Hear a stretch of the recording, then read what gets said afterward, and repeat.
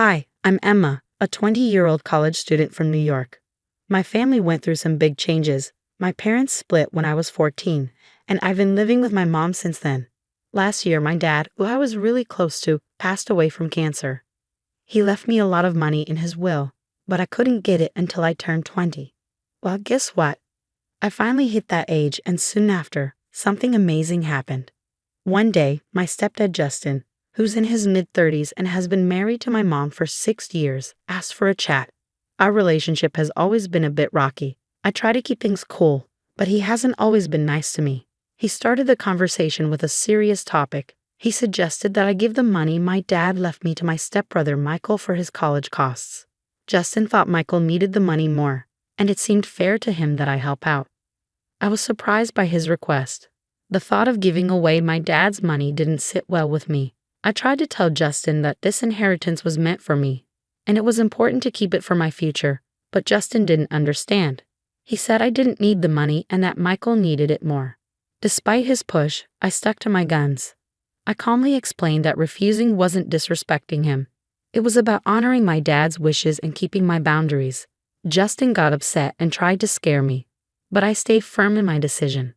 It was a tough talk, but I knew I had to stand up for what I believed in.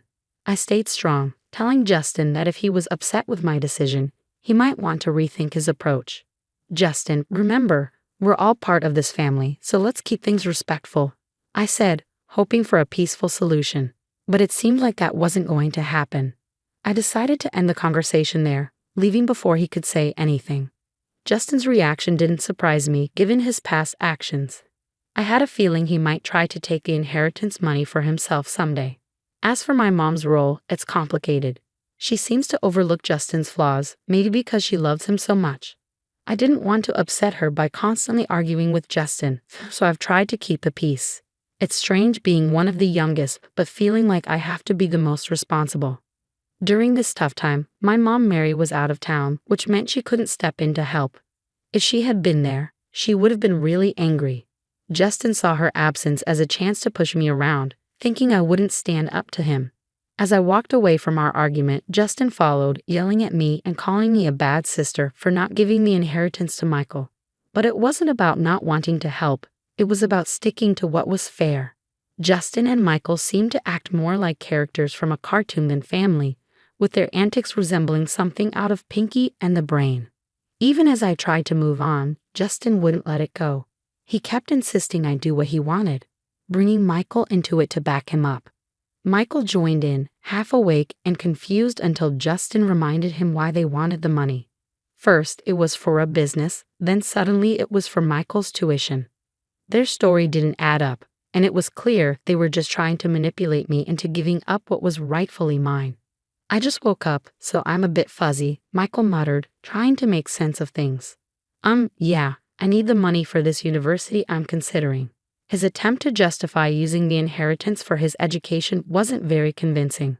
I firmly said no, which led to protests from both him and Justin. Why not, Emma? He's clear about what he needs, Justin insisted, saying they deserve the money.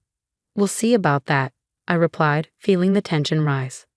Justin's usual antics were harmless, but this attempt to manipulate me out of my inheritance showed a new level of selfishness and immaturity.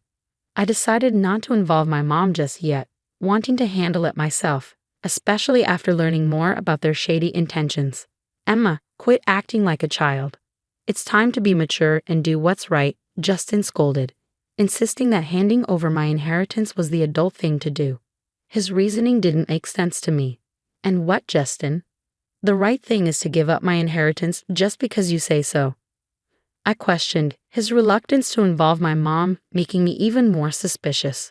Why shouldn't I tell her? She deserves to know what's going on in her own home. Justin's urgency to keep my mom out of it, along with his unusually stern tone, only strengthened my determination. Something wasn't adding up, especially with Michael's supposed business venture. It was clear they underestimated my awareness of their tactics, and Justin's insistence on keeping things from my mom raised a big red flag. I got in touch with my mom as soon as I could. Hey Mom, how's everything going? I asked, trying to sense her mood. I'm okay, dear. And you? She replied. I hesitated, knowing what I was about to say might stir things up. Not so good, Mom, I admitted. Something's off with Justin and Michael, especially Justin. He's been acting really weird. Instead of taking my concerns seriously, my mom warned me not to let my imagination run wild. Oh, Emma, don't let yourself get worked up, she said, but it was too late for me to just brush it off.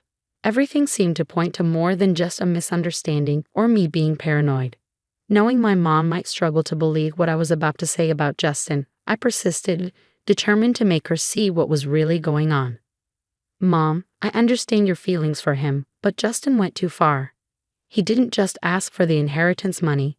He demanded it for Michael, saying it was for education. Something feels off, and he even got aggressive when I mentioned bringing it up to you. I explained, my determination growing despite her doubts. My mom hesitated, torn between her emotions and the troubling accusations against the man she cared for. I'm struggling to believe this, Emma. We need more evidence to understand it all, she said. Don't worry, Mom. I'll find the proof, I reassured her, even though she wasn't fully convinced. The thought that Justin might have manipulated her troubled me, but I knew I needed solid evidence to uncover his true intentions. That night, I searched the family computer for clues. Luck was on my side when I found Justin's email account open. What I discovered was shocking. Emails between Justin and a woman named Martha revealed deceit. These messages hinted at an affair and discussed plans for divorce and a future fueled by money from a questionable business venture. Justin might have been careful not to discuss anything illegal, but his betrayal was clear. With this information in hand and a determination to uncover more, I decided to talk to Michael, hoping he might accidentally reveal more about their plans. I started a casual conversation with him, secretly recording our chat on my phone. Hey, Michael, I greeted him, pretending to be cheerful. Hi, Emma, he replied, seeming happy. You seem in a good mood today. Why wouldn't I be? It's a beautiful day, I said, steering the conversation to learn more about Justin's schemes and how they affected my family. Approaching Michael with curiosity, I pretended to consider their request for the inheritance money. I've been thinking about what you and Justin said.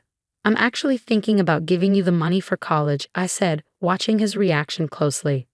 Really? That's great. I'll tell him right away, Michael said, clearly excited. Not so fast. Before anything happens, I need to be sure. This money is strictly for your college fees, right? I asked, trying to gauge his sincerity. Yes, definitely for my college fees. Michael stuttered a bit, seeming caught off guard by my questions. And you're certain? What about Martha? Is she on board too? I pressed, mentioning the name I found in Justin's emails. Martha? Who's Martha? Michael stumbled, confusion flickering across his face.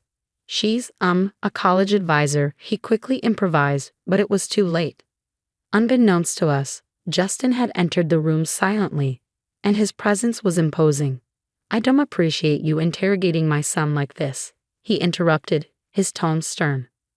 I was simply asking about the purpose of my inheritance.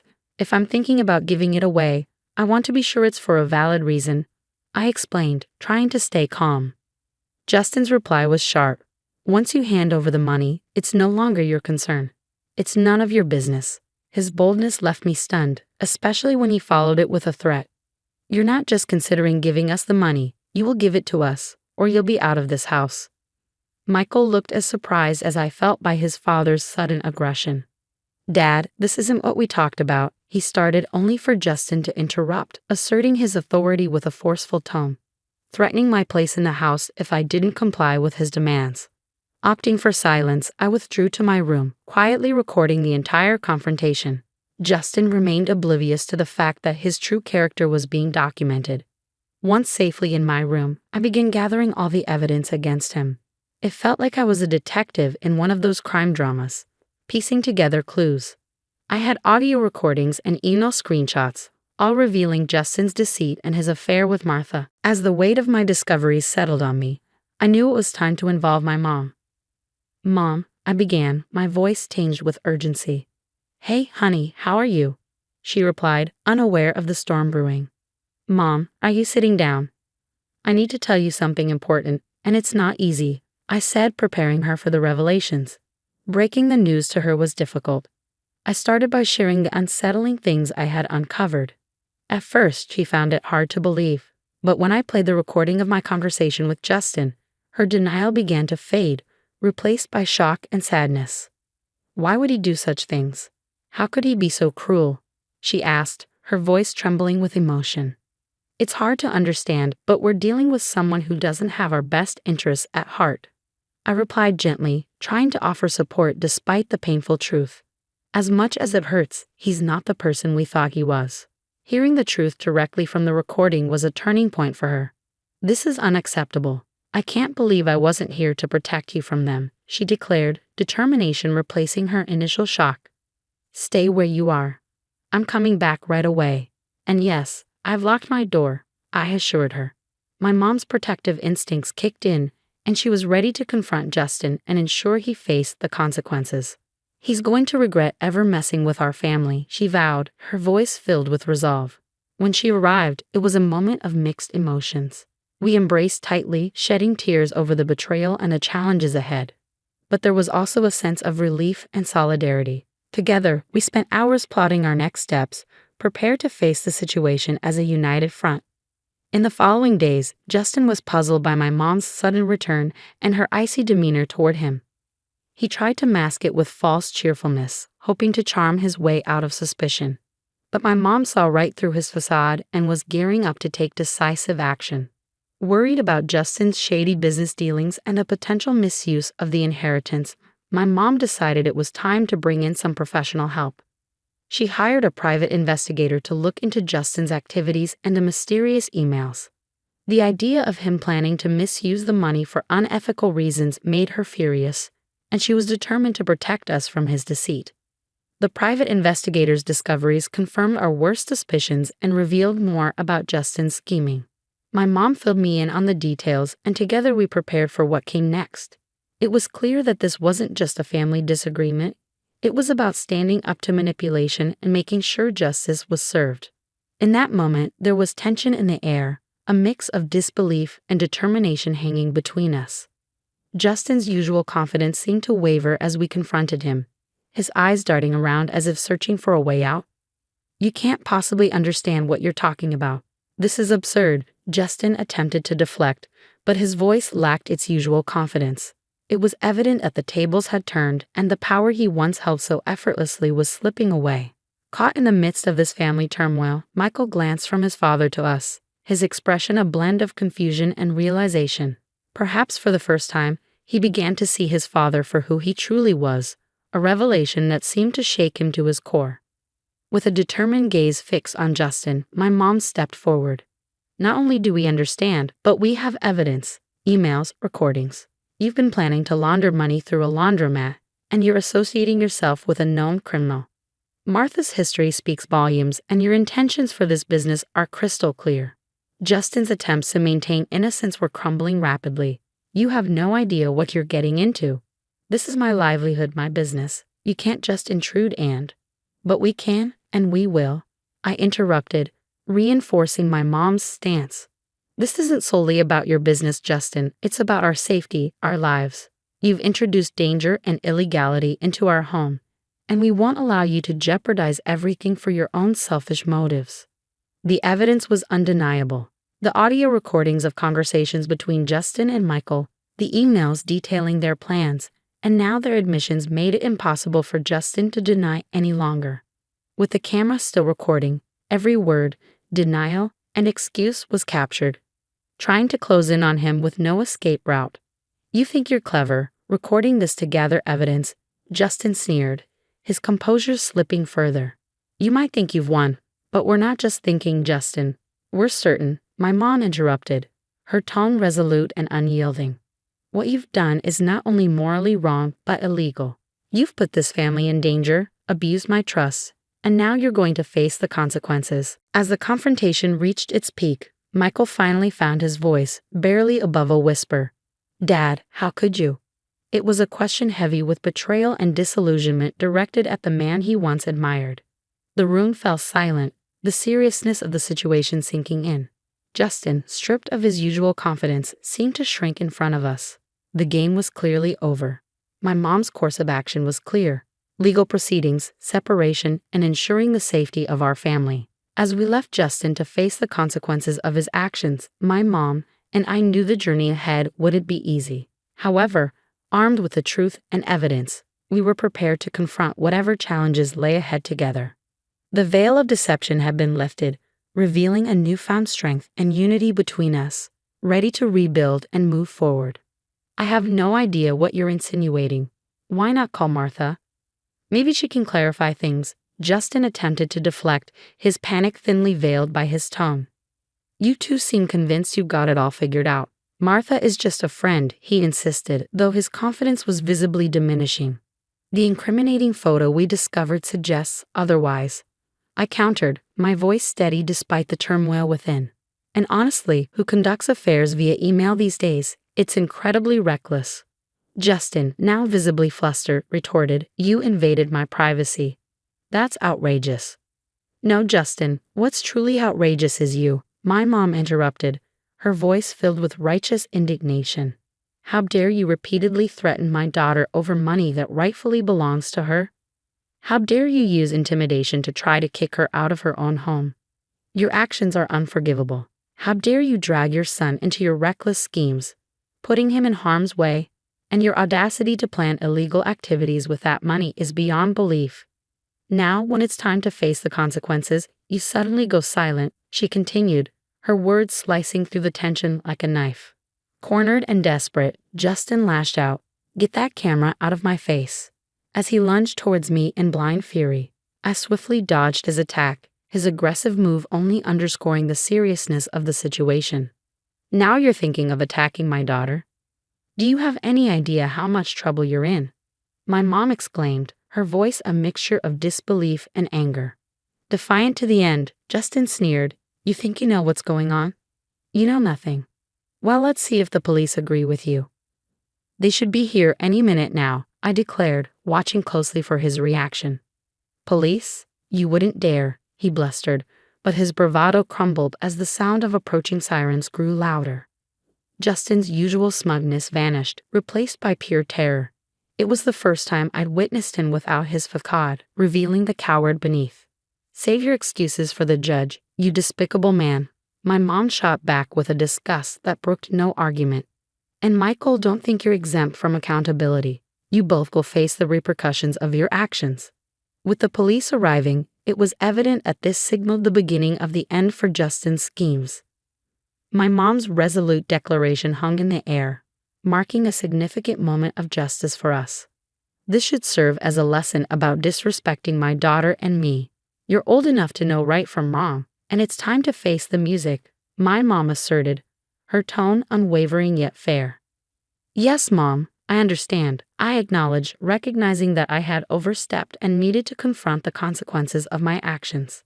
Come on, Grace, don't you think this is a bit extreme? Justin attempted to argue, hoping for some leniency. Quite the opposite. This is just the tip of the iceberg, my mom countered firmly. Emma, how's our live stream going? My mom asked, adding a modern twist to ensuring transparency and justice. We've got over 5,000 viewers tuning in. This is making waves, I informed her, astonished at the digital audience we had attracted. Just to be crystal clear, my mom turned to Justin, her voice steady, I want a divorce. That's right, folks, she declared, ensuring the livestream captured every word. The aftermath of the livestream was seismic. Over 5,000 witnesses watched as the drama unfolded in real time, and the story quickly spread to local newspapers and tabloids. Being at the epicenter of this whirlwind felt surreal, witnessing the swift downfall of Justin, my soon-to-be ex-stepfather, and his accomplice, Michael. The sense of satisfaction from seeing justice prevail was tangible. Justin's life crumbled as he lost his job, friends, and even some family members who chose to distance themselves. With serious charges looming, Justin faced the prospect of up to 22 years behind bars if found guilty. Meanwhile, Martha, his partner in crime, was also apprehended by the police after trying to lay low during the scandal. She too faced uncertain prospects ahead. Despite the chaos, my mom and I found solace in each other.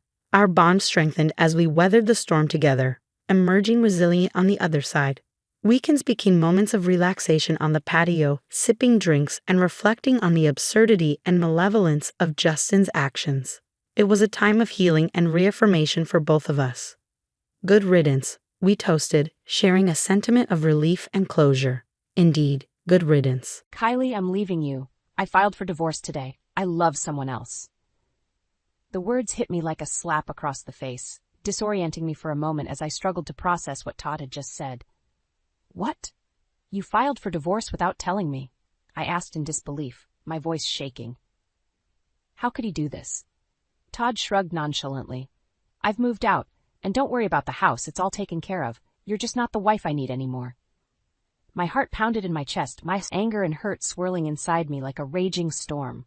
After 25 years of marriage, he was casually discarding me like yesterday's trash. I opened my mouth to respond, but the words caught in my throat. Todd's expression hardened. Look, I'm not going to argue about this. It's done.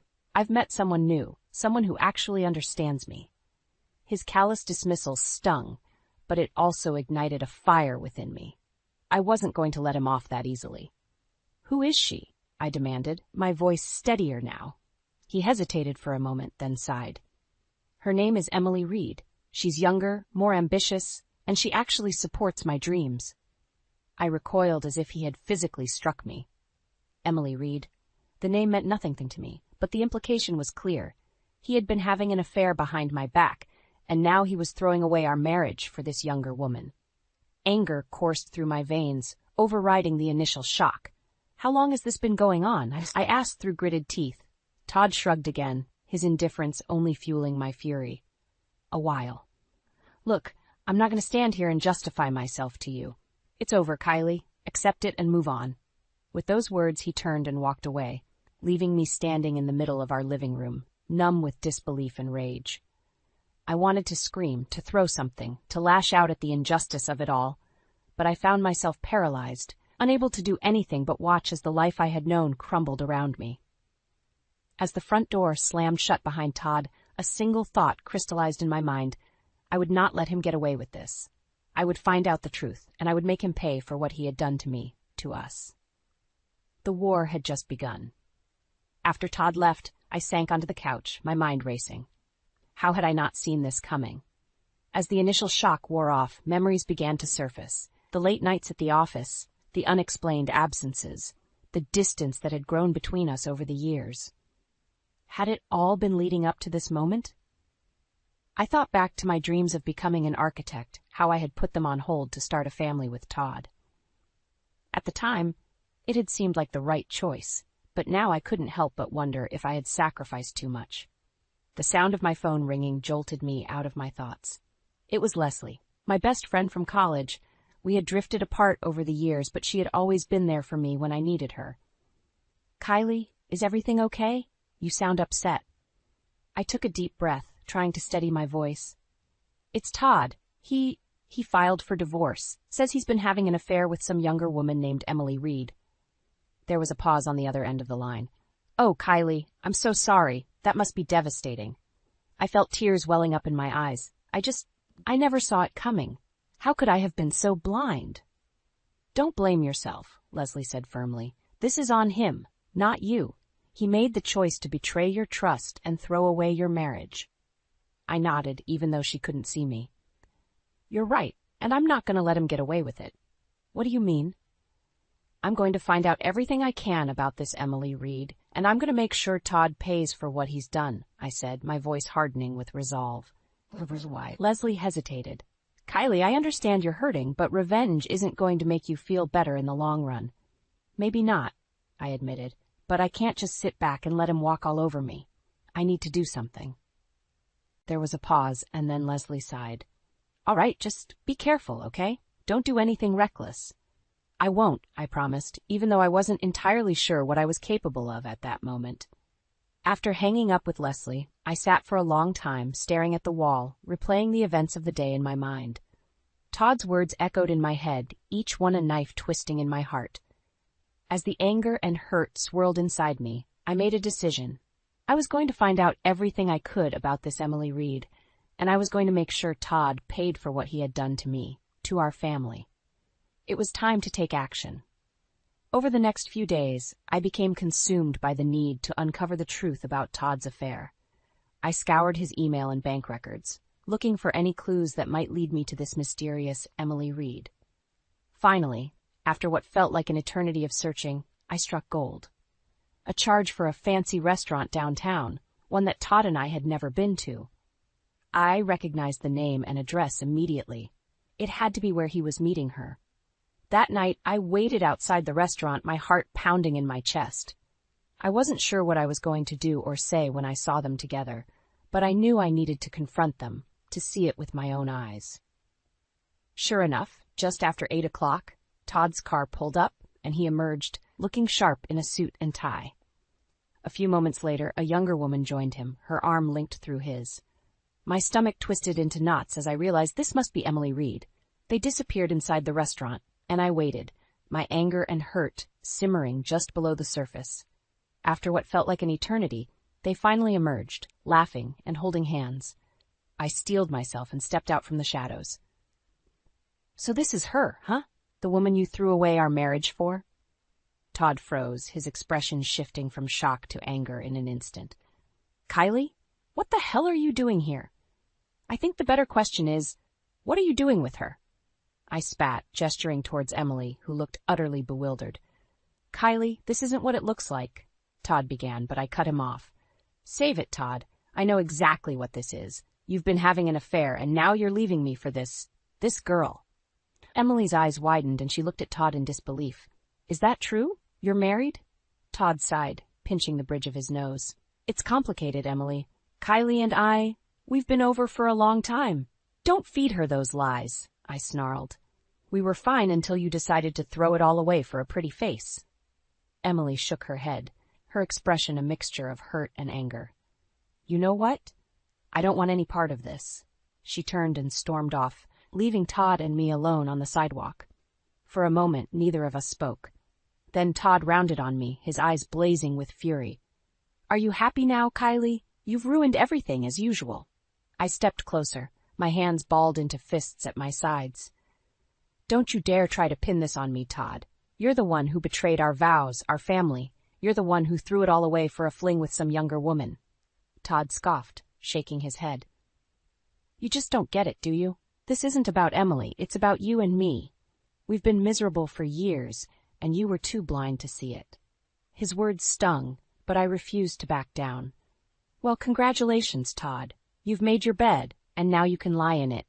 Alone. With that, I turned and walked away, leaving him standing there on the sidewalk. As I climbed into my car, tears streamed down my face, but I also felt a sense of relief.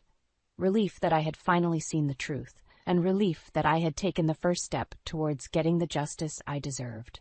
The battle lines had been drawn, and I was ready for war. In the aftermath of my confrontation with Todd and Emily, I found myself retreating into a dark place. The sense of betrayal and anger burned like a fire inside me, clouding my thoughts and consuming my every waking moment. It was during this time that Leslie reached out to me again. We hadn't spoken since before my discovery of Todd's affair, and her call was a welcome reprieve from the turmoil that had become my life. Kylie, how are you holding up? She asked, her voice laced with concern. I sighed heavily. Not great, if I'm being honest. I caught Todd with the other woman, and it was ugly. Oh, honey, I'm so sorry. That must have been devastating. You have no idea, I replied bitterly.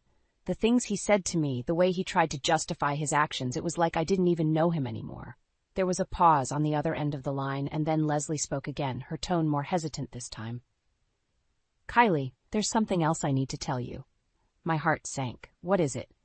I recently started seeing someone new. His name is David, and he's been wonderful, but... I felt a knot forming in the pit of my stomach. But what? There have been some red flags, Leslie continued. Little things that remind me of how Todd used to treat you. I'm worried I might be walking into another toxic situation. My blood ran cold. The thought of my best friend going through the same kind of hell I was enduring was unbearable. What kind of red flags? I asked, my voice low and serious. Leslie hesitated, and then she began to recount the little ways in which David's behavior had started to mirror Todd's. The occasional dismissive comment, the subtle attempts at control, the gaslighting when she tried to voice her concerns. As I listened, my anger towards Todd only grew stronger. How dare he treat me, treat us, like that? How dare he try to manipulate and control the people I loved most in this world? Leslie, you need to get out of that relationship, I said firmly. Don't make the same mistakes I did. Don't ignore the warning signs. There was a long pause, and then Leslie spoke again, her voice thick with emotion. You're right, Kylie. I can't let myself be blindsided again, not after everything you've been through. In that moment, I knew what I had to do. Todd had hurt me in the most profound way imaginable, but he wouldn't get away with it, not this time. Leslie, I need your help, I said, my voice steely with determination. I'm going to take Todd down, and I want you by my side. There was no hesitation this time. Whatever you need, Kylie. I'm with you, 100%. As we began to lay out our plans for revenge, a sense of purpose washed over me. Todd had made a grave mistake in underestimating the strength of our friendship, and he was going to pay dearly for it. The tide was turning, and this time, I was the one holding all the cards. With Leslie's help, I began to piece together a clearer picture of Todd's manipulation and deceit. It turned out that his affair with Emily was just the tip of the iceberg. He had been emotionally and financially abusive towards me for years, slowly chipping away at my self-worth and independence. As Leslie recounted her own experiences with David, she realized that he had been exhibiting similar patterns of behavior, ones that she had initially brushed off or rationalized away.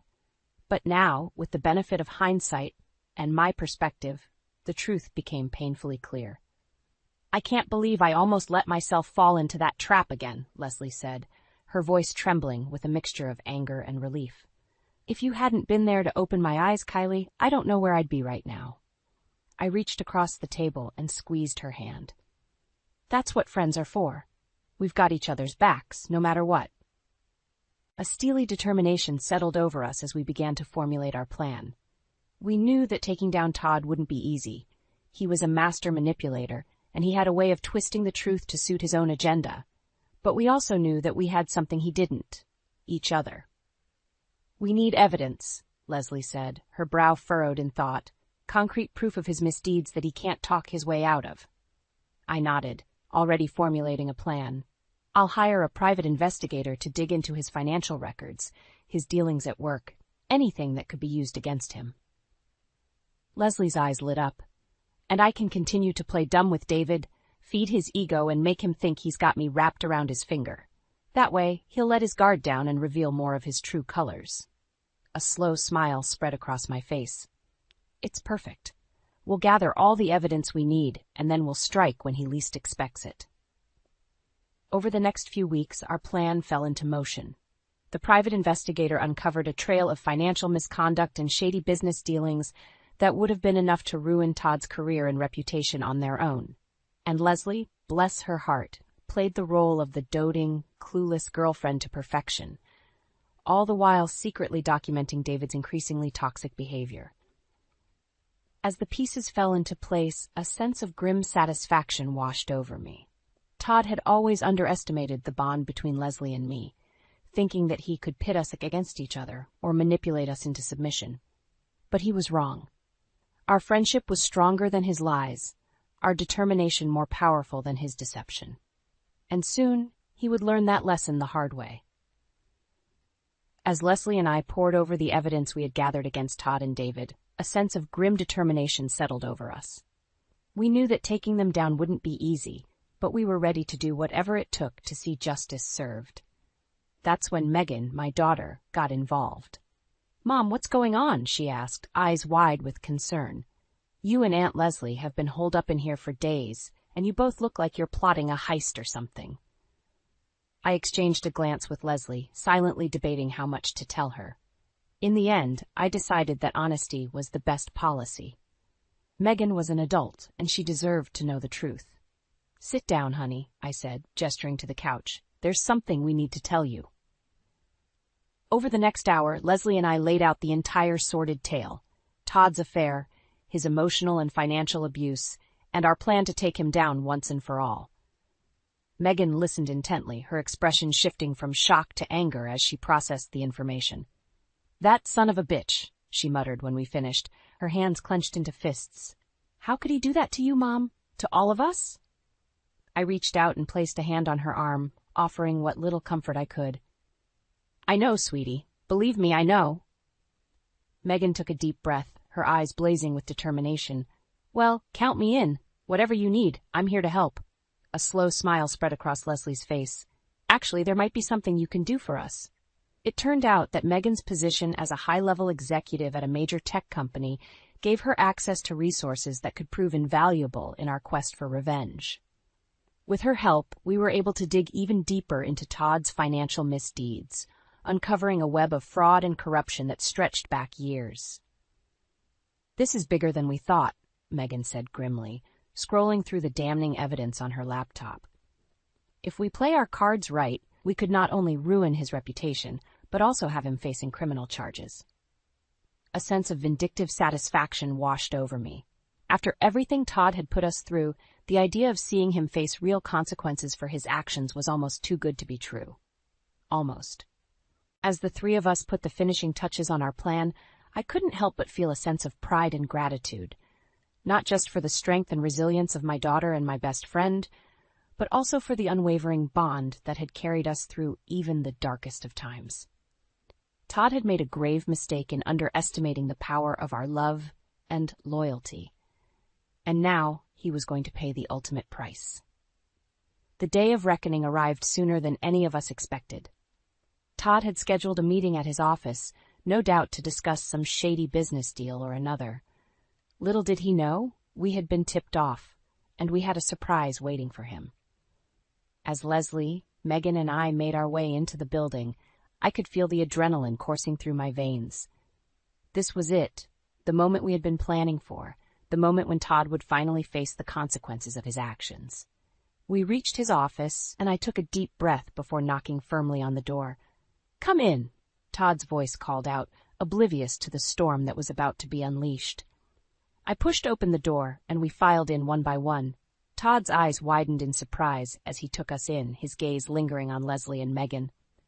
"Kylie, what's going on here?" he demanded, his brow furrowed in confusion. I stepped forward, my hands trembling with a potent mix of nerves and anticipation. "We know, Todd. We know everything." His expression hardened, and he opened his mouth to respond, but I cut him off. "Don't bother denying it. We have proof. Proof of your affair, your emotional abuse, your financial misdeeds. It's all right here." I held up a thick manila envelope, stuffed to the brim with damning evidence. Todd's face paled, and he glanced around the room, his eyes darting from one of us to the next. "This is ridiculous," he sputtered. "You can't just barge in here and make these kinds of accusations." "Oh, but we can," Leslie chimed in, her voice dripping with disdain. "And we have. You see, Todd, you made a big mistake underestimating us. You thought you could play us against each other, manipulate us and control us like you always have." Megan stepped forward, her expression steely. "But you were wrong.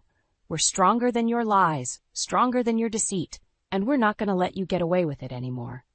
As if on cue, the door opened again, and a pair of security guards entered, flanked by a man in a crisp suit, no doubt a lawyer or a law enforcement officer.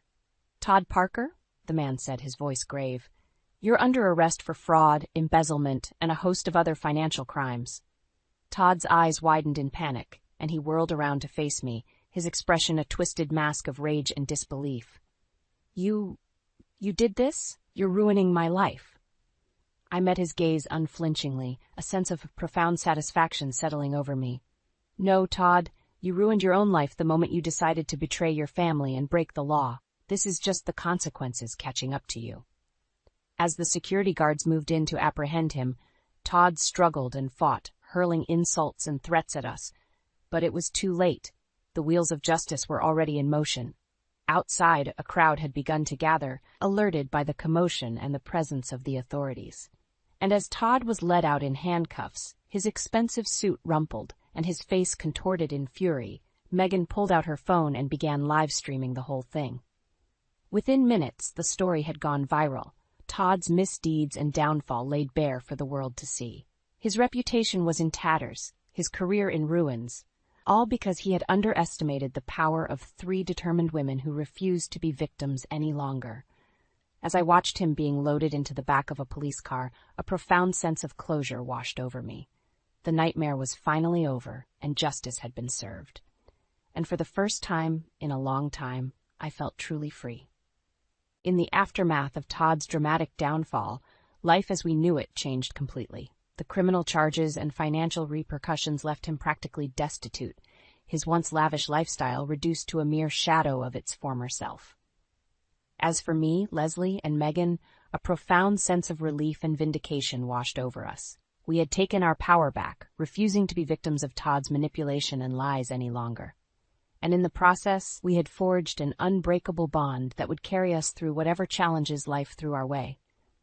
It was during this time that Leslie approached me with an idea, one that would not only help us move forward, but also allow us to reclaim our passions and dreams.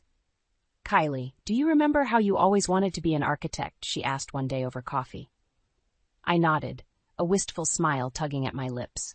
"Of course, but that was a long time ago before." My voice trailed off, the painful memories of sacrificing my ambitions for Todd still raw. Leslie reached across the table and squeezed my hand. "Well, why don't you go back to school? It's never too late to chase your dreams." At first, the idea seemed preposterous. I was in my mid-40s, with a lifetime of baggage and responsibilities weighing me down. How could I possibly start over now? But then I remembered the strength and determination that had carried us through our ordeal with Todd. If we could take down a man like that, surely I could find the courage to pursue my long-abandoned passion. "You know what? You're right," I said, a sense of excitement bubbling up within me. "I'm going to do it. I'm going to become an architect, just like I always wanted." Leslie's face split into a wide grin, her eyes shining with pride. "That's my girl. And you know what? I have an idea that could help us both." It turned out that Leslie had always harbored a love for interior design, a passion that had been stifled by her own toxic relationship with David. Together, we hatched a plan to start our own firm, combining my architectural skills with her eye for design. With Megan's help and support, we navigated the bureaucratic hurdles and secured the necessary licenses and permits. Before we knew it, our dream had become a reality, a thriving business built on the foundation of our unwavering friendship and resilience. As the months passed, our client list grew, and our reputation for excellence spread like wildfire. We poured our hearts and souls into every project, infusing each design with a piece of ourselves. The strength we had found in our darkest moments, the determination to create something beautiful from the ashes of our pain. And through it all, we never lost sight of the lessons we had learned from our ordeal with Todd. We knew the value of loyalty, of trust, and of never underestimating the power of a few committed individuals to change the course of their lives. As for Todd, his fate was sealed, a cautionary tale of what happens when greed and ego consume a person's soul. He faded into obscurity, left to grapple with the consequences of his actions while we soared to new heights, unburdened by his toxic presence. In the end, our story was one of redemption, of finding the courage to chase our dreams and build a life on our own terms. And as I looked around at the incredible women who had become my family, I knew that no matter what challenges lay ahead, we would face them together, stronger, wiser, and infinitely more resilient than before. "I can't believe you would do this to me, Damien. At my father's funeral of all places." My voice trembles with rage and disbelief as I confront my husband, his shirt hastily buttoned and lipstick smeared on his collar. Damien's eyes widen in surprise before narrowing with contempt. "Don't be so dramatic, Raven. It's not like you were ever enough for me anyway." His words cut deep, reopening wounds I thought had long since scarred over. I think back to when we first met, how his charm and promises of success had blinded me to the red flags. I was just a naive, struggling artist then, desperate for love and validation. "I gave up everything for you," I choke out, my vision blurring with unshed tears. My art, my dreams, my self-respect, and for what? A loveless marriage and a lifetime of regret? Damien scoffs, his handsome face twisting into a sneer. "You were always so pathetic, Raven, clinging to me like I was your last hope. Well, guess what? I never needed you. I only married you for your father's money and connections." The truth of his words hits me like a punch to the gut. I think of all the years I wasted trying to win his love and approval while he was busy building a life with someone else, someone younger, prettier, more talented. "Who is she, Damien? The woman you were just fucking in the coat room?" My voice is low and dangerous, barely recognizable to my own ears. He smirks, unashamed. Her name is Sasha. She's everything you're not, Raven. Young, passionate, with a real future in the art world, and she's pregnant with my child. I feel like I might be sick. The betrayal is too much, too raw. I think of my father, cold in his casket just feet away. He never approved of Damien, never thought he was good enough for me, and now with his last breath he was proven right. I want a divorce, I say firmly, my hands shaking as I reach for my phone. I'm done being your doormat, Damien. I'm done letting you destroy me. He laughs, cruel and mocking. You'll never be free of me, Raven. I own you body and soul. Without me, you're nothing. But as I press record on my phone, capturing his vicious words for all the world to hear, I feel a flicker of something long forgotten stir inside me. Something like hope, like defiance. You're wrong, Damien, I say calmly, my tears drying on my cheeks. I may have lost myself for a while, but I'm taking my life back, starting now. And with that, I turn and walk away, my head held high despite the curious stares and whispered gossip of the funeral guests. I don't know what the future holds, but one thing is certain. Raven Callaghan is done being shattered. It's time to pick up the pieces and create a new masterpiece from the ruins of my broken dreams. The sleek lines of Damien's penthouse mock me as I step inside, a cruel reminder of the gilded cage I now call home. The minimalist decor, once so chic and sophisticated, feels cold and sterile, like a museum display of my shattered dreams. Raven, darling, you're back, Damien calls from the living room, his voice dripping with false affection. How was the funeral? I clench my fists, the memory of his betrayal still fresh and stinging. Like you care, I mutter, kicking off my heels and padding into the room. He's sprawled on the leather sofa, a glass of scotch dangling from his fingertips. Of course I care, sweetheart. Alistair was like a father to me. I snort, the irony almost too much to bear. Really? Because last I checked, most people don't skip their father-in-law's funeral to screw their mistress in the coat room. Damien's eyes flash with annoyance, his mask of concern slipping. I thought we were past that little misunderstanding, Raven. I explained everything. Misunderstanding? I echo, my voice rising with incredulity. You called me pathetic, said you only married me for my father's money, and let's not forget the part where you got your barely legal side piece pregnant. He sets down his drink, his jaw clenching. Watch your tone, Raven. You're treading on thin ice. I laugh, the sound harsh and brittle. Or what, Damien? You'll leave me? Ruin my life? Newsflash, asshole, you already have. Just then, the front door slams, announcing the arrival of my least favorite person. Lilith, Damien's teenage daughter from his first marriage, saunters in, her heavily lined eyes narrowing as she spots me. Oh, look, the gold digger's back, she sneers, tossing her designer bag on the counter. Shouldn't you be out spending my inheritance on tacky art supplies? Yes, I bite back a retort, knowing it's useless to engage with her. Lilith has hated me from the moment I moved in, seeing me as a threat to her daddy's fortune and attention. Lilith, please, Damien chides, but there's no real rebuke in his tone. Raven is part of this family now. You need to show her some respect. Respect? Lilith scoffs, her heavily glossed lips curling in disdain. For what? Her amazing ability to spread her legs and trap men into marriage? The words hit me like a slap, the air rushing from my lungs. I turn to Damien, expecting him to defend me, to put his daughter in her place. But he just shrugs, reaching for his drink again.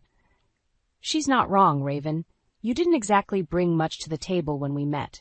No money, no connections, just a pretty face and a decent pair of tits. I feel like I might be sick, the room spinning around me. Is this really what he thinks of me? Is this all I am to him, to everyone in this godforsaken family? I'm an artist, I whisper, my voice cracking. I have talent, I have dreams. Lilith rolls her eyes, her laughter cruel and mocking. Dreams? Wake up, Raven. You're nothing but a washed-up wannabe who got lucky, and now that Daddy's gone, your luck's about to run out. She flounces out of the room, her parting words hanging in the air like a noose. I turn to Damien, desperate for some shred of comfort, of reassurance, but he just shakes his head, his expression a mix of pity and contempt. She's right, you know. Without Alistair's money, we're screwed. The gallery's in the red, and your little art projects aren't exactly paying the bills. I feel like I'm suffocating, the walls of this beautiful, terrible apartment closing in on me. Is this really my life now?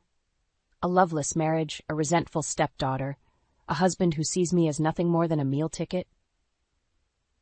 I think back to the girl I used to be, the one who believed in love and art and the power of her own voice. She seems so far away now, a distant memory of a life I can never reclaim. But as I stand there, something inside me hardens, a small, fierce spark of defiance flickering to life. I may be trapped, I may be broken, but I'm not dead yet. And one way or another, I'm going to make them pay for what they've done to me. 5 years. That's how long it's been since I stood in front of the mirror, a shadow of the woman I used to be. My once vibrant eyes are dull, my skin pale and drawn. The paintbrushes that were once an extension of my soul now lie forgotten, gathering dust in the corner of my studio. I hear the front door slam, followed by the click of high heels on the marble floor. Lilith, now 21 and every bit as vicious as her father, enters the room, her lip curled in a sneer. "Still moping around, I see," she taunts, her gaze sweeping over my paint-splattered sweatpants and messy bun. "Don't you have anything better to do than wallow in self-pity?" I don't bother to respond, knowing it will only fuel her cruelty. Lilith has made it her mission to torment me at every turn, blaming me for the family's financial struggles and her own miserable existence. "You know, if you weren't such a useless leech, maybe Daddy wouldn't have to work so hard to keep us afloat," she continues, examining her perfectly manicured nails. "But I guess that's what happens when you marry a talentless gold digger." I feel a flicker of anger, but it's quickly extinguished by the weight of my own despair. She's right, after all. What have I contributed to this family, to this life? Nothing but broken dreams and empty promises. The sound of the door opening again jolts me from my thoughts. Damien enters, his suit impeccable and his expression unreadable. He barely spares me a glance as he pours himself a drink, the amber liquid sloshing against the sides of the glass. "Lilith, darling, I need to speak with Raven alone," he says, his tone calm but firm. "Why don't you go shopping with your friends? Use the black card." Lilith's eyes light up, her earlier venom forgotten in the face of her father's generosity. She snatches the credit card from his outstretched hand and flounces out of the room, leaving me alone with the man I once thought I loved. "Your father called," Damien says, taking a sip of his scotch. "He wants to see you." I blink, surprised by the mention of Alistair. We haven't spoken in months, not since our last explosive argument about my life choices. "What does he want?" I ask, my voice hoarse from disuse. Damien shrugs, his gaze still fixed on the view outside the window. "He didn't say, but he sounded different, like he was in pain."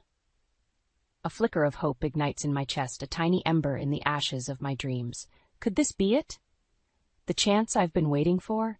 The opportunity to escape this gilded hell and start anew? "I'll go see him," I say, my resolve strengthening with each word. Maybe he's finally ready to listen, to understand. Damien scoffs, draining the last of his drink. "Don't get your hopes up, Raven.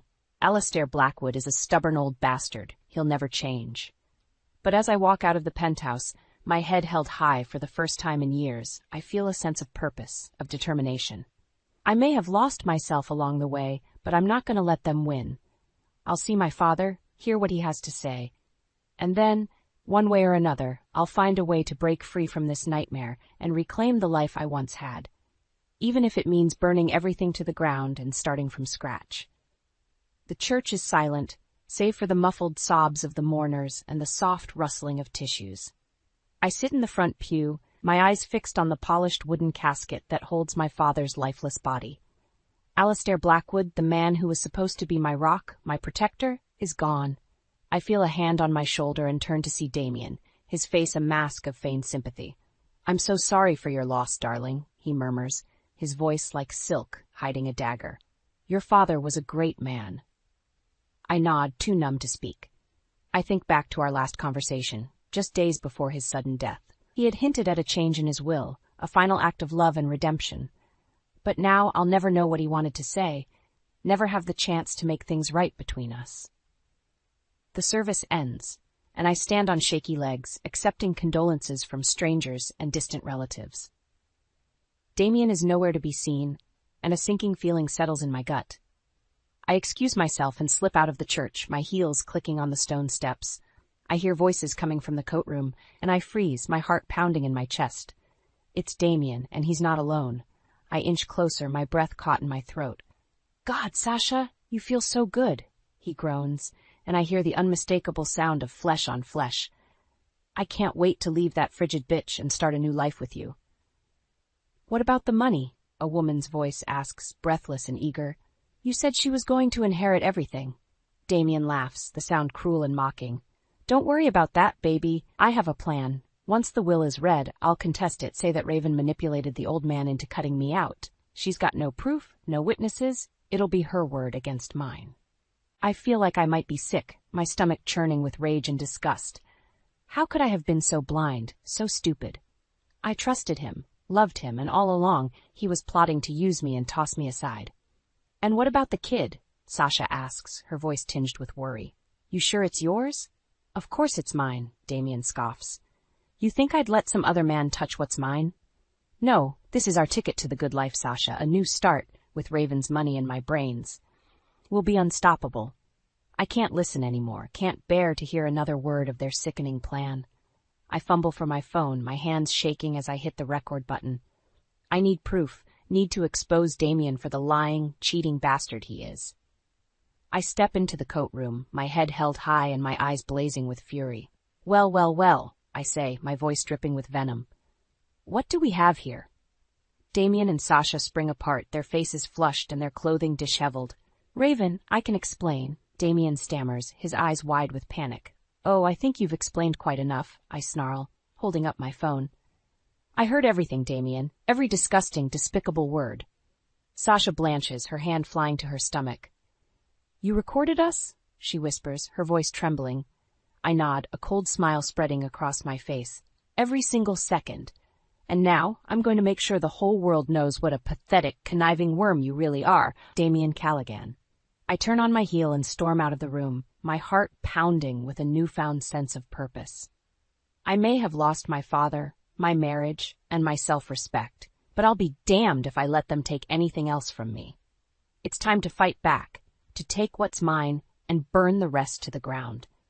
And I won't stop until Damien and his little whore are nothing but ashes at my feet. The funeral guests stare at me in stunned silence as I march back into the church, my phone clutched in my hand like a smoking gun. Damien follows close behind, his face a mask of panic and fury. "Raven, please, let's talk about this in private," he hisses, reaching for my arm.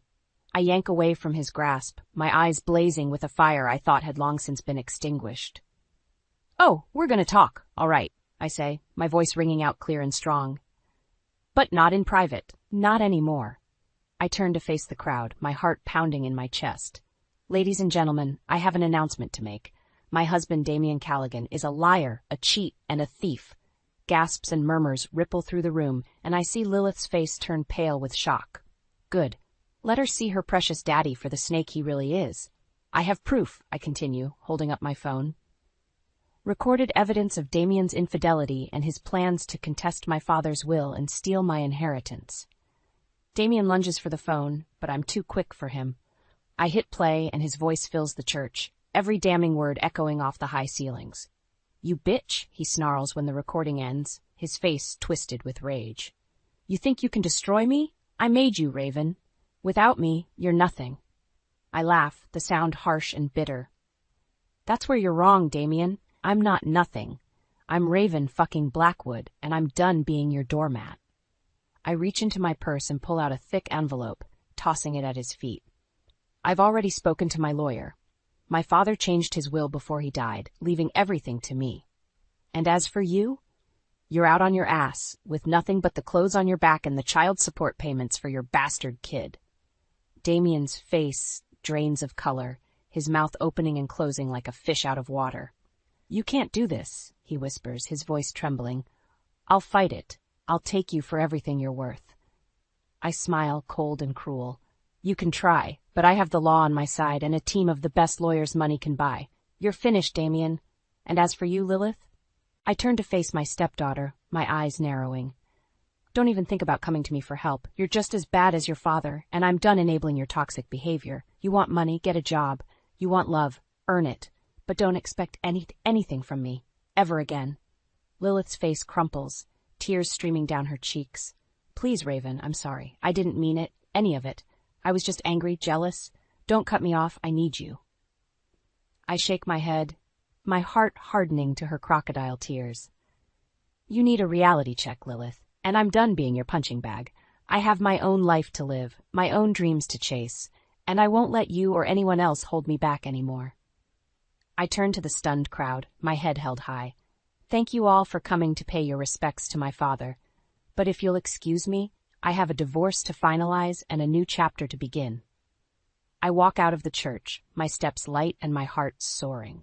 For the first time in years, I feel alive, powerful, in control of my own destiny. Damien and Lilith can rot in the hell they've created for themselves. I have a legacy to claim and a life to rebuild, one brushstroke at a time, and nothing and no one is going to stand in my way. The gallery is buzzing with activity, the white walls lined with paintings that seem to vibrate with energy and emotion. I stand in the center of the room, a glass of champagne in my hand and a smile on my face. This is my moment, my triumph, and I'm going to savor every second of it. I see Damien across the room, his face haggard and his suit hanging off his frame. He looks like a man who's lost everything, and in a way, he has. I made sure of that. I saunter over to him, my heels clicking on the polished concrete floor. Damien, darling, so glad you could make it, I purr, my voice dripping with false sweetness. I know how busy you must be, what with the job hunt and all. He glares at me, his eyes bloodshot and his jaw clenched. You think you've won, don't you? He growls, his voice low and menacing. You think you can just destroy my life and walk away unscathed? I laugh, the sound bright and carefree. Oh, Damien, I don't think I've won. I know I have, and as for walking away unscathed, I'm not the one who's been blacklisted from every gallery in the city, am I? His face twists with rage, and for a moment I think he might actually hit me. But then a voice cuts through the tension, smooth and confident. Raven, darling, there you are. I've been looking all over for you. I turn to see Marcus, my new business partner and the owner of the most prestigious gallery in town. He's tall and handsome, with salt and pepper hair and a smile that could charm the pants off a nun. Marcus, so sorry to keep you waiting, I say, taking his arm and shooting Damien a triumphant look. I was just catching up with an old friend. Damien's eyes narrow, his fists clenching at his sides. Friend? Is that what you call the man who ruined your life? Marcus raises an eyebrow, his gaze flicking between us. Ruined her life? From where I'm standing, it looks like Raven's doing just fine. Better than fine, actually. Her show is a sensation, and the critics are calling her the next big thing in the art world. I smile, leaning into Marcus's side. What can I say? I had a lot of inspiration to draw from. Pain, betrayal, the depths of human cruelty. It's all there on the canvas for everyone to see. Damien scoffs, his face twitched with disgust. You're pathetic, Raven. Using our marriage, our private life, as fodder for your little art projects. Don't you have any shame? I step forward, my eyes blazing with fury. Shame? You want to talk about shame, Damien? How about the shame of being married to a man who cheated on me, lied to me, and tried to steal my inheritance? The shame of watching my stepdaughter spiral into addiction and despair because of your toxic influence? No, Damien, I have no shame. Not anymore. But you? You should be drowning in it. He opens his mouth to retort, but I cut him off with a wave of my hand. Save it. I'm done listening to your lies and excuses. I have a show to run and a life to live, and you have a one-way ticket to rock bottom. Enjoy the ride. I turn on my heel and walk away, Marcus at my side. I can feel Damien's eyes boring into my back, but I don't look back. I'm done looking back, done letting my past define me. I'm Raven Blackwood, artist, survivor, and queen of my own fucking destiny. And nothing, and no one, is going to stand in my way. As we mingle with the other guests, I catch sight of Lilith, her face gaunt and her eyes hollow. She's talking to a man in a cheap suit, and I can tell by the way she's fidgeting that she's jonesing for a fix. Part of me wants to go to her, to offer her help and support. But I know that's not what she needs. Not really. What she needs is to hit rock bottom, to face the consequences of her choices, and learn to stand on her own 2 feet. Just like I did. The applause is deafening as I take my final bow, the stage lights hot on my skin and the adrenaline pumping through my veins. I've done it. I've poured my heart and soul onto the canvas, and the world has embraced me with open arms. I step off the stage and into a sea of congratulations and well wishes, my cheeks aching from the constant smiling. But then I see a familiar figure pushing through the crowd, his face haggard and his eyes wild. "Raven, please, I need to talk to you," Damien pleads, his voice hoarse and desperate. "I've lost everything, my job, my home, my reputation. I have nothing left." I stare at him, my heart hardening to his pathetic display. "And whose fault is that, Damien? You brought this on yourself with your lies and your cheating and your greed." He shakes his head, tears streaming down his face. I know. I was wrong, so wrong. But please, Raven, I'm begging you. Forgive me. Give me another chance. I'll do anything, be anything you want me to be." I laugh, the sound harsh and bitter. "Anything I want you to be? I wanted you to be a faithful husband, a loving partner, a decent human being. But you couldn't even manage that, could you?" He falls to his knees, his hands clasped in front of him like a penitent sinner. "I'm sorry, Raven. I'm so sorry. I was weak, selfish, stupid, but I've changed, I swear. I'll prove it to you, every day for the rest of our lives. Just give me one more chance, please." I look down at him, this man who once held my heart in his hands and crushed it without a second thought. And I feel nothing. No love, no hate, no pity. Just a cold, empty void where my feelings for him used to be. "Get up, Damien," I say, my voice flat and emotionless. "You're making a scene." He staggers to his feet, his face a mask of desperation and hope. And does that mean? I shake my head, a small, cruel smile playing at the corners of my mouth. "It means I'm done with you, Damien. Done with your lies, your manipulation, your endless cycle of betrayal and false remorse. I gave you chances, more than you ever deserved, and you threw them all away like the selfish, spineless worm you are." His face crumples, his shoulders sagging in defeat. "Raven, please." I hold up a hand, cutting him off mid-sentence. "No more, Damien. No more pleading. No more promises. No more second chances. You're dead to me, do you understand? Dead and buried, just like the love I once had for you." I turn to walk away, but he grabs my arm, his fingers digging into my skin. "You can't do this, Raven. You need me, just like I need you. We're meant to be together. Can't you see that?" I yank my arm out of his grasp, my eyes flashing with fury. The only thing I see is a pathetic, delusional man who can't accept that his time is up. You had your chance, Damien. Multiple chances, and you blew them all. Now it's time to face the consequences of your actions. I walk away, my head held high and my heart light. I can hear him calling after me, his voice growing more and more desperate with each step I take. But I don't look back, don't falter in my stride. I'm done being a victim, done being a pawn in someone else's game. I'm the master of my own fate now, the captain of my own ship. And I'm sailing towards a future that's bright and bold and full of endless possibilities. As I step out into the cool night air, I feel a sense of peace wash over me. I've faced my demons, confronted my past, and emerged stronger and wiser for it. I'm ready for whatever comes next, whatever challenges and triumphs lie ahead. Because I know that no matter what, I'll face them head on, with courage and grace and an unshakable belief in myself. I am Raven Blackwood, and I am unstoppable. The sun streams through the floor-to-ceiling windows of my new penthouse, casting a warm glow over the sleek, modern furniture and the vibrant paintings that adorn the walls. I stand on the balcony, a cup of coffee in my hand, and gaze out at the city skyline, a sense of peace and contentment washing over me. It's been 6 months since I walked away from Damien and Lilith, 6 months since I took back control of my life and my destiny, and in that time, I've accomplished more than I ever thought possible. My art has taken the world by storm, with collectors and critics alike hailing me as a visionary, a force to be reckoned with. I've sold pieces to museums and galleries around the globe, and my bank account has never looked healthier. But it's not just about the money or the fame. It's about the sense of purpose, the feeling of fulfillment that comes from knowing I'm making a difference in the world. I've started a foundation, using my wealth and influence to support young artists from disadvantaged backgrounds. I mentor them, guide them, help them navigate the treacherous waters of the art world. And every time I see one of them succeed, every time I watch them take the stage and bask in the applause, I feel a rush of pride and joy that's unlike anything I've ever experienced. But even as I revel in my newfound success, I can't help but feel a twinge of emptiness, a sense that something is missing. And I know exactly what, or rather who, it is. Lilith. I haven't spoken to her since that fateful night at the gallery, haven't seen her since she stumbled out of the building, high and desperate and lost.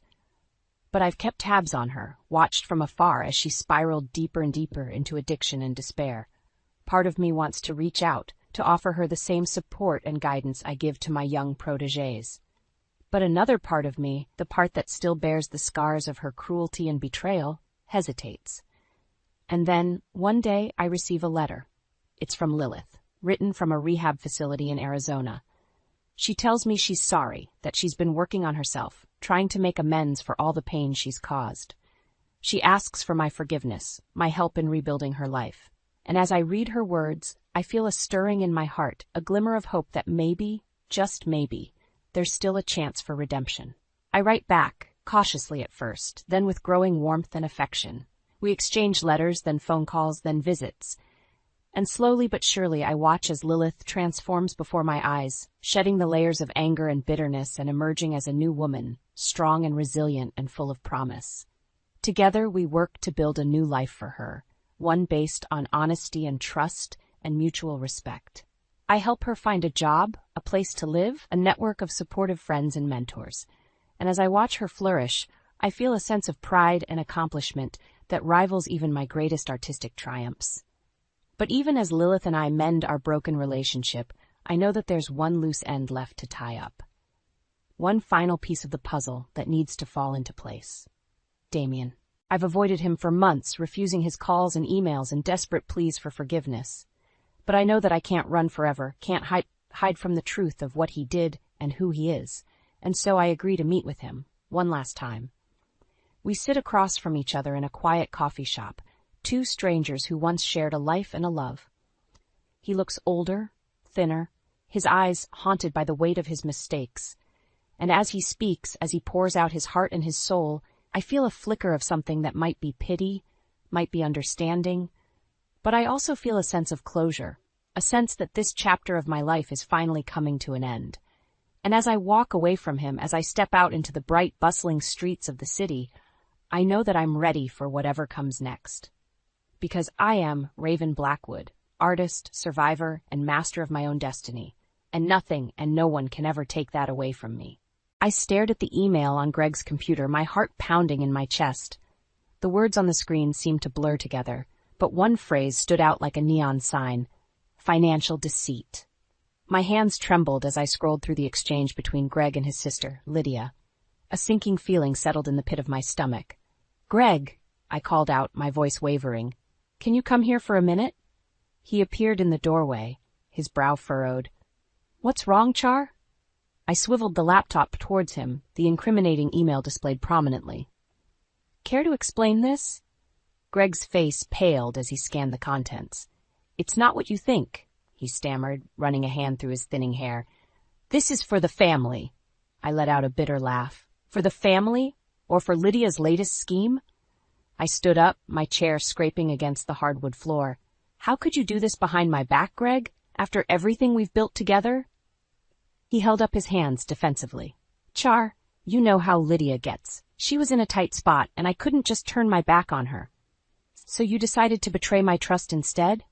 I shook my head, feeling the sting of tears in my eyes. "How much did you give her this time?" Greg averted his gaze, his jaw clenched. 70,000. The air seemed to leave my lungs. $70,000, our hard-earned savings, meant for our future and our daughter Ellie's education. All funneled into Lydia's bottomless pit of financial irresponsibility. "Mom? Dad? What's going on?" Ellie's voice startled me, and I turned to see her standing in the hallway, her backpack slung over one shoulder. At 20 years old, she was wise beyond her years, and I could see the concern etched on her face. "It's nothing, honey," Greg said, forcing a smile. "Just a little family misunderstanding." I opened my mouth to protest, but the doorbell rang, cutting me off. Greg shot me a warning look before heading to answer it. Moments later, Lydia breezed into the room, her perfectly coiffed hair and designer clothes a stark contrast to the turmoil she was causing. "Charlotte, darling," she exclaimed, air-kissing my cheek. I'm so glad you're both here. We have a bit of a situation. I tensed, my hands balling into fists at my sides. You don't say. Lydia's gaze flickered between Greg and me, her perfectly painted lips curling into a smirk. Now, let's not get ahead of ourselves. This is a family matter, after all. As she launched into her latest sob story, I felt a surge of determination rise within me. I had been complacent for too long, allowing Greg and Lydia's manipulations to dictate the course of our lives, but not anymore. This time, I would stand my ground and protect what mattered most, my family's future and my own sense of self-worth. The battle lines had been drawn, and I was ready to fight for what was rightfully mine. Lydia's words hung in the air like a noxious cloud, seeping into every corner of the room. This is for Greg's future, too, she insisted, her perfectly manicured nails tapping against the arm of the sofa. I fought the urge to roll my eyes. Of course, she would try to spin this as some noble act, a sacrifice for the greater good of the family. But I knew better. This was just another one of her schemes, and Greg had fallen for it hook, line, and sinker. Stop with the lies, Lydia, I said, my voice low and steady. I know about the emails, the money. Ellie shifted uncomfortably beside me, her gaze darting between Greg and me. I could see the confusion and hurt etched on her face, and my heart ached for her. She didn't deserve to be caught in the crossfire of this mess. Greg cleared his throat, his eyes pleading with me to let it go. Char, let's not do this in front of Ellie. No, I said firmly. She deserves to know the truth. I turned to my daughter, taking her hand in mine. Your father has been funneling money from our joint savings account to cover Lydia's gambling debts. Ellie's eyes widened, and she looked at Greg in disbelief. Is this true? Greg opened his mouth, but Lydia cut him off. It's not as simple as that, Ellie, she said, her voice dripping with false sympathy. I made some poor choices, yes, but your father was only trying to help me get back on my feet. I scoffed. By taking $70,000 from our family's future? Without even consulting me? Lydia waved a dismissive hand. Details. The important thing is that we're family, and family looks out for each other. I could feel my blood boiling, my carefully cultivated composure cracking. Family doesn't manipulate and lie to each other, I spat. Family doesn't betray each other's trust for their own selfish gain. Greg flinched at my words, but Lydia remained unfazed. You're being dramatic, Charlotte, she said, her lips curling into a condescending smile.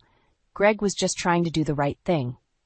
The right thing, I echoed, my voice rising. The right thing would have been to come clean with me from the start. The right thing would have been to let you face the consequences of your actions instead of enabling you. Lydia's eyes narrowed, and for a moment her mask of false concern slipped, revealing the entitled, manipulative woman beneath. You're one to talk about consequences, she hissed. You've been living a life of luxury off Greg's hard work for years. I recoiled as if she had slapped me. How dare you? I sputtered. I've been the one holding this family together, working my ass off to provide for us, while Greg was off chasing get-rich-quick schemes with you. The room fell silent, the weight of my words hanging in the air. Greg looked stricken, his face ashen, while Ellie stared at her father with a mixture of disappointment and disbelief.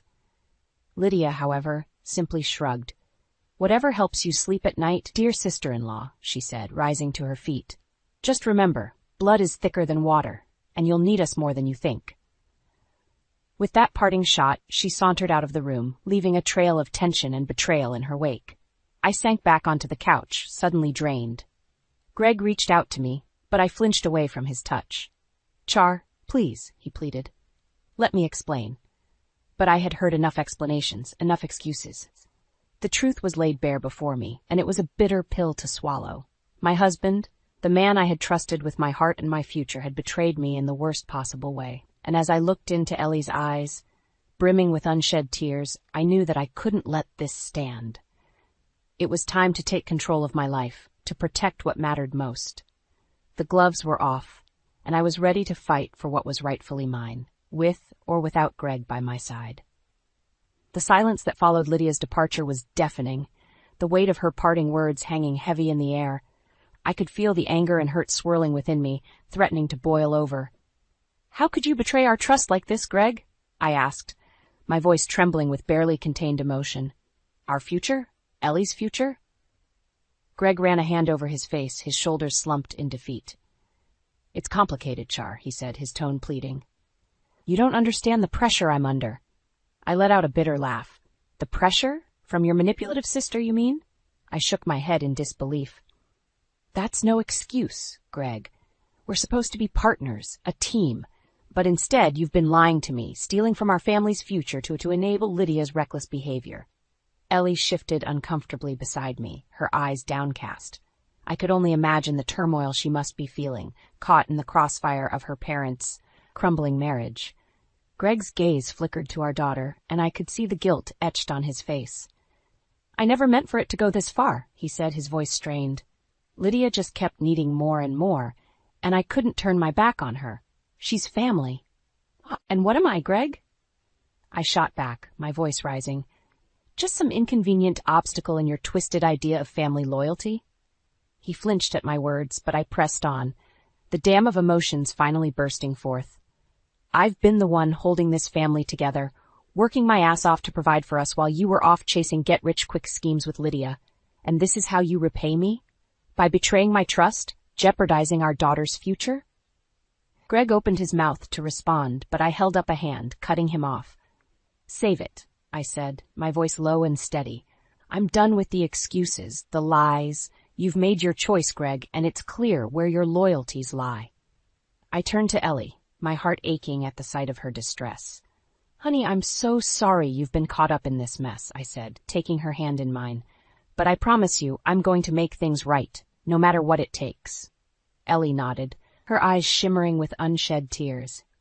I know, Mom, she said, her voice barely above a whisper. I trust you. Those simple words were like a balm to my wounded soul, reminding me of what truly mattered, the love and trust of my daughter, the one person who had stood by me through it all. I squeezed her hand, drawing strength from her unwavering support. Then I turned back to Greg, my resolve hardening like steel. You have one chance to come clean, Greg, I said, my voice leaving no room for negotiation. Tell me everything, every scheme, every lie, every penny you've funneled to Lydia, and maybe, just maybe, we can start to rebuild some semblance of trust. Greg's eyes widened, and for a moment I thought I saw a flicker of hope in his gaze. But then his expression hardened, and he shook his head. I can't, he said, his voice barely audible. Lydia, she needs me. In that moment, I knew our marriage was well and truly over. The man I had loved, the partner I had trusted, was gone, replaced by a shell of a person, trapped in Lydia's web of manipulation and deceit. But as I looked at Ellie, her hands still clasped in mine, I knew that I had to be strong, for her sake and for my own. The storm was brewing, and I was ready to weather it, no matter the cost. I stared at the computer screen, my eyes burning from the countless hours spent poring over financial records and email trails. The evidence was damning, a twisted web of deceit spun by Greg and Lydia that threatened to unravel everything I had worked so hard to build. A soft knock on the door jolted me from my thoughts. Come in, I called out, quickly minimizing the windows on my screen. Mariana, my trusted colleague and mentor, stepped into the office, her warm smile a welcome respite from the storm raging within me. Charlotte, you look like you could use a break, she said, her voice laced with concern. I let out a weary sigh, running a hand through my disheveled hair. I'm fine, Mariana, just trying to make sense of this mess. Her brow furrowed as she took in my haggard appearance. This is about more than work, isn't it? She asked gently. I hesitated for a moment, unsure of how much to reveal. But Mariana had been a constant source of wisdom and support throughout my career, and I knew I could trust her. It's Greg, I confessed, the words tumbling out in a rush. He's been funneling money to his sister, Lydia, behind my back. Thousands of dollars, gone, just to enable her reckless behavior. Mariana's eyes widened, and she sank into the chair across from me. Oh, Charlotte, she murmured, her voice heavy with sympathy. I'm so sorry. I shook my head, blinking back tears of frustration. I've just been so blind, Mariana. How could I not see what was happening right under my nose?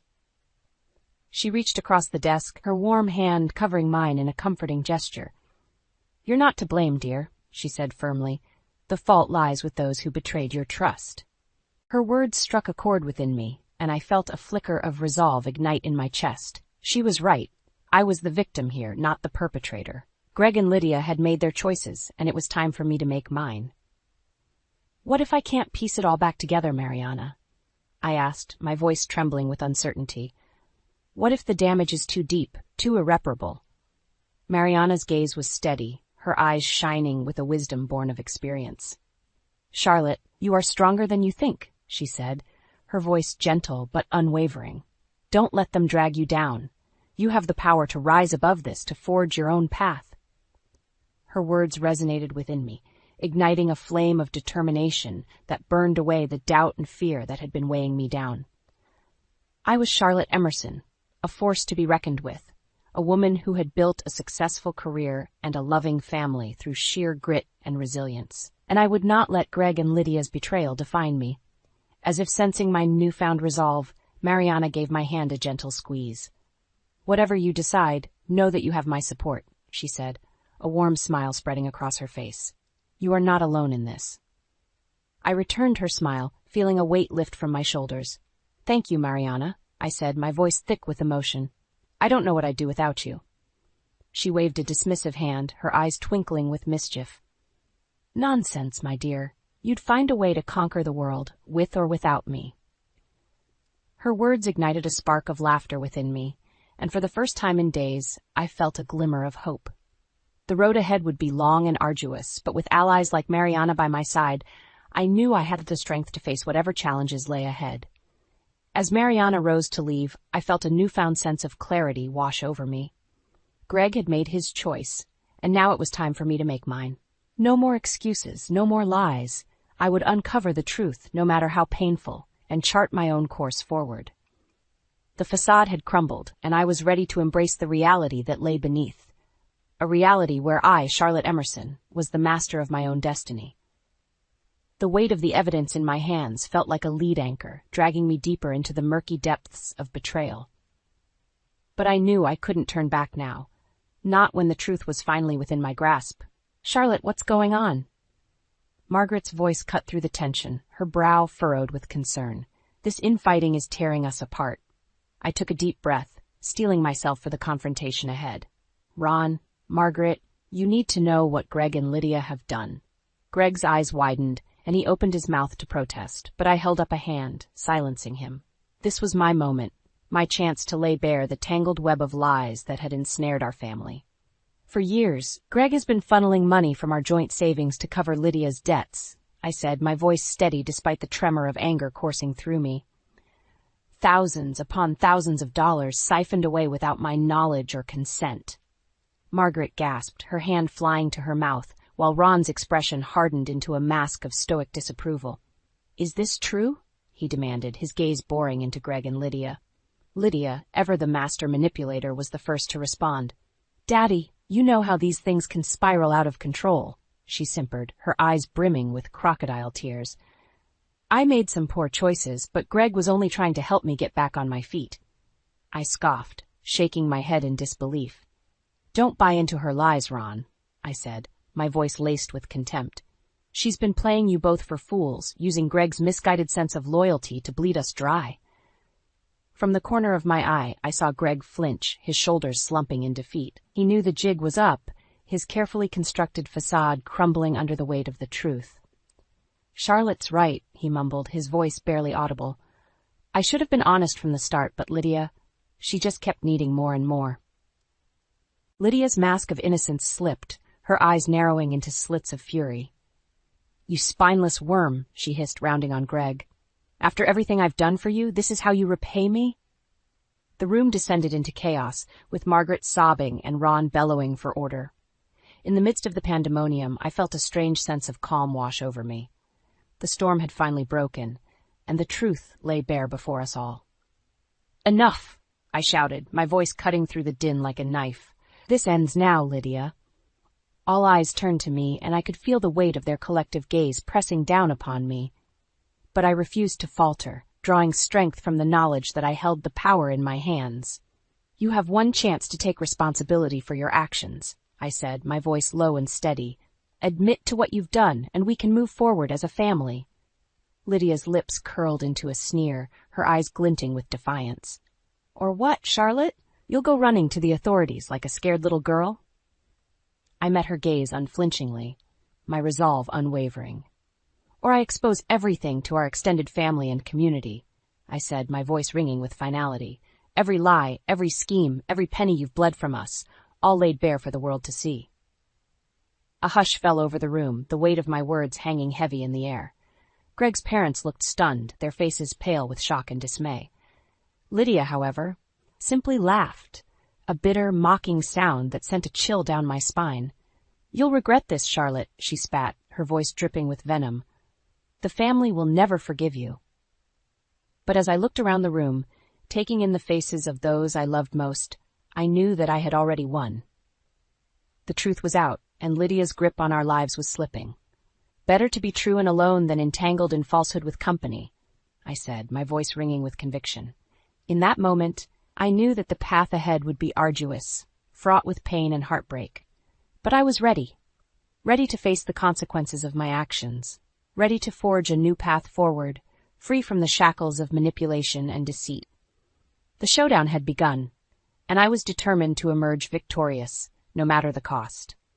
Lydia's words hung in the air like a poisonous cloud, her threat reverberating through the room. You'll regret this, Charlotte. The family will never forgive you. I met her gaze unflinchingly, my resolve hardening like steel. Better to be true and alone than entangled in falsehood with company, I said, my voice ringing with conviction. Greg's parents exchanged a troubled glance, their faces etched with conflicting emotions. I could see the struggle playing out behind their eyes, the desire to believe their children warring with the stark reality of the truth laid bare before them. Lydia, sensing their wavering loyalty, turned on the waterworks, her eyes brimming with crocodile tears. "Mommy, Daddy, please," she simpered, her voice thick with false anguish. "You know, I would never intentionally hurt this family." But her manipulations fell on deaf ears. The evidence I had presented was damning. A mountain of financial records and email trails that left no room for doubt or excuses. Ron was the first to break the tense silence, his voice gruff with barely contained anger. "Enough of this nonsense," he growled, fixing Lydia with a steely glare. "Your sister-in-law has presented irrefutable proof of your misdeeds. It's time to face the consequences." Lydia's jaw dropped, her carefully cultivated mask of innocence shattering into 1,000 pieces. But you're supposed to be on my side," she sputtered, her eyes darting between her parents in disbelief. Margaret, her face pale and drawn, reached out to grasp her husband's hand. "We're on the side of truth, Lydia," she said, her voice trembling with a mixture of sadness and resolve. "And the truth is, you've betrayed this family's trust in the most egregious way." A hush fell over the room as the weight of Margaret's words sank in. Greg, who had remained silent throughout the confrontation, seemed to shrink into himself, his shoulders slumped in defeat. But Lydia was not one to go down without a fight. "This is all her doing," she spat, rounding on me with a venomous glare. "She's turned you against your own flesh and blood." I opened my mouth to respond, but Mariana beat me to it, her voice ringing out like a clarion call. "That's enough, Lydia," she said, her tone brooking no argument. "The only person responsible for this mess is you." Mariana's unwavering support was like a balm to my soul, and I felt a surge of gratitude towards my mentor and friend. She had been by my side from the beginning, offering wisdom and guidance when I needed it most. As if sensing my renewed strength, Lydia's bravado faltered, her eyes darting towards the door. But before she could make a move, Ron stepped forward, his expression steely. "You're cut off, Lydia," he said, his voice leaving no room for negotiation. "No more handouts, no more enabling. It's time you faced the consequences of your actions." Lydia's face contorted with rage, her carefully cultivated facade crumbling into a twisted mask of fury. "You'll regret this," she snarled, her eyes wild and unhinged. "All of you." But her threats rang hollow, her power over the family finally broken.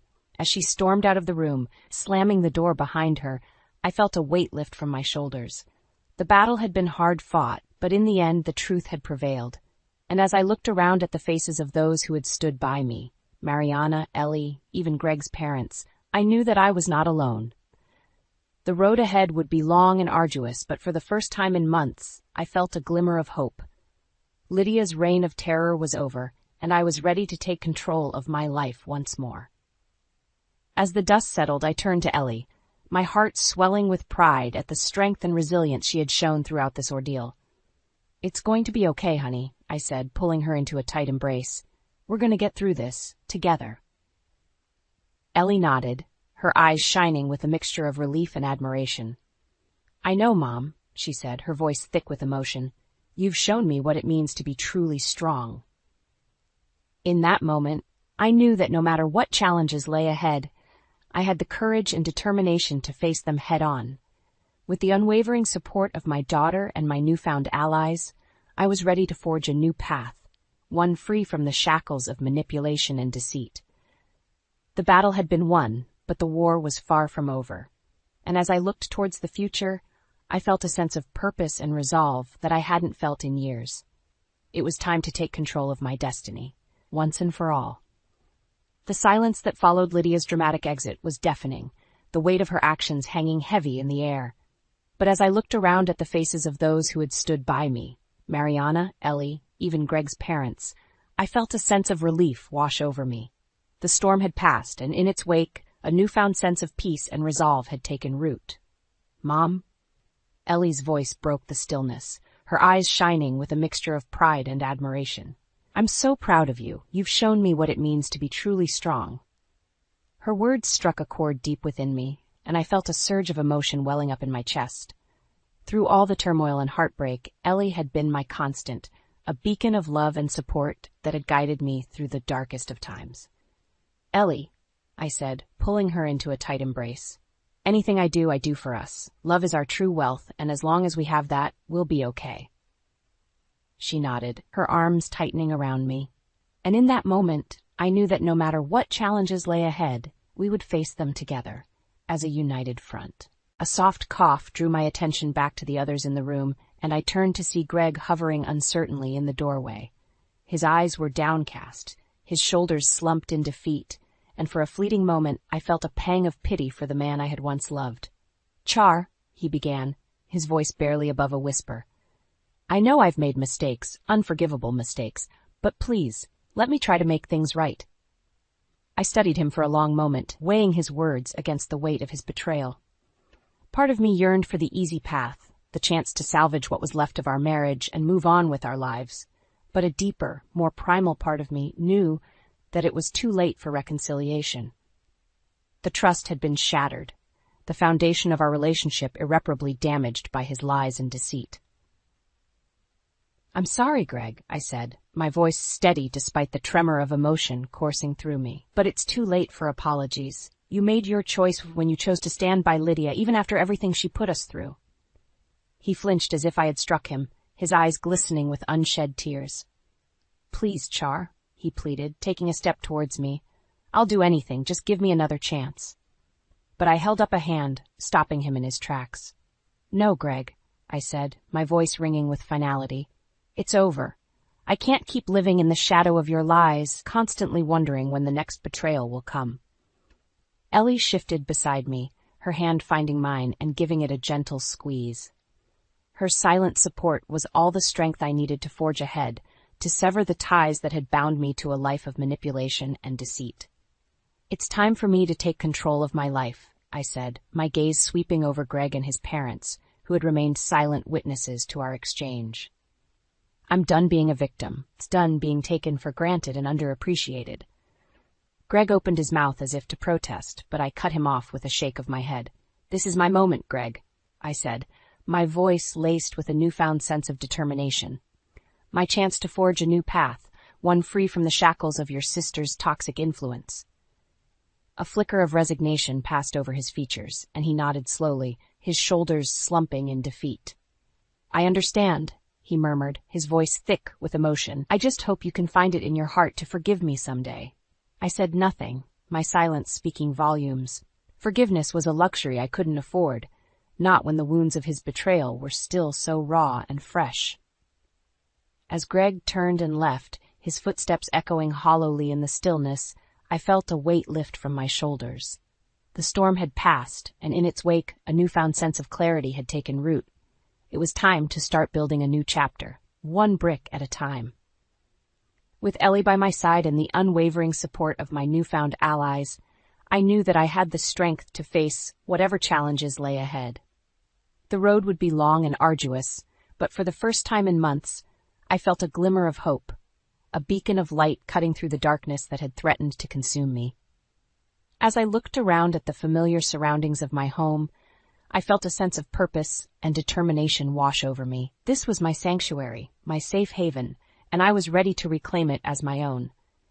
The battle had been won, but the war was far from over. And as I turned to face the future, I knew that I would emerge stronger, wiser, and more resilient than ever before. It was time to take control of my destiny, once and for all. The gentle hum of conversation and laughter filled the air, a stark contrast to the tumultuous events that had preceded this moment. As I surveyed the crowd gathered for the community celebration, I couldn't help but marvel at the transformation that had taken place, not just in my own life, but in the lives of those around me. "Look at you now, Charlotte." Mariana's voice broke through my reverie, her warm smile a familiar comfort. "You've come such a long way." I returned her smile, feeling a swell of gratitude for the unwavering support she had shown me throughout this journey. "I couldn't have done it without you, Mariana," I said, my voice thick with emotion. "You were there for me when I needed it most." She waved a dismissive hand, her eyes twinkling with mischief.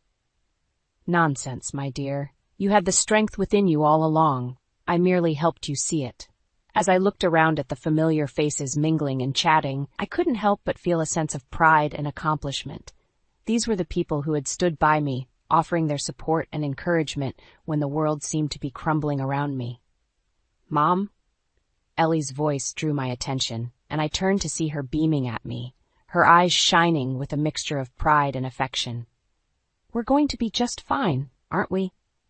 I pulled her into a tight embrace, savoring the moment of connection with my daughter, the one constant in a world that had been turned upside down. "Yes, honey," I murmured, my voice thick with emotion. "We're going to be more than fine." As I held her close, I couldn't help but reflect on the journey that had brought us to this point. The betrayal, the heartbreak, the struggle to reclaim control of my life. It had all been worth it, if only to reach this moment of clarity and peace. "Charlotte!" a voice called out, and I turned to see Margaret and Ron making their way towards us, their faces etched with genuine warmth and affection. "We're so proud of you, dear," Margaret said, pulling me into a gentle embrace. "You've shown such strength and resilience through all of this." Ron nodded in agreement, his eyes shining with a mixture of admiration and regret. "We should have seen the truth sooner," he said, his voice gruff with emotion. "But you never gave up, and for that, you have our eternal gratitude." I felt a lump form in my throat, overwhelmed by the outpouring of support from these two people who had once been so deeply entangled in Lydia's web of deceit. "Thank you," I managed, my voice barely above a whisper. "It means more than you know."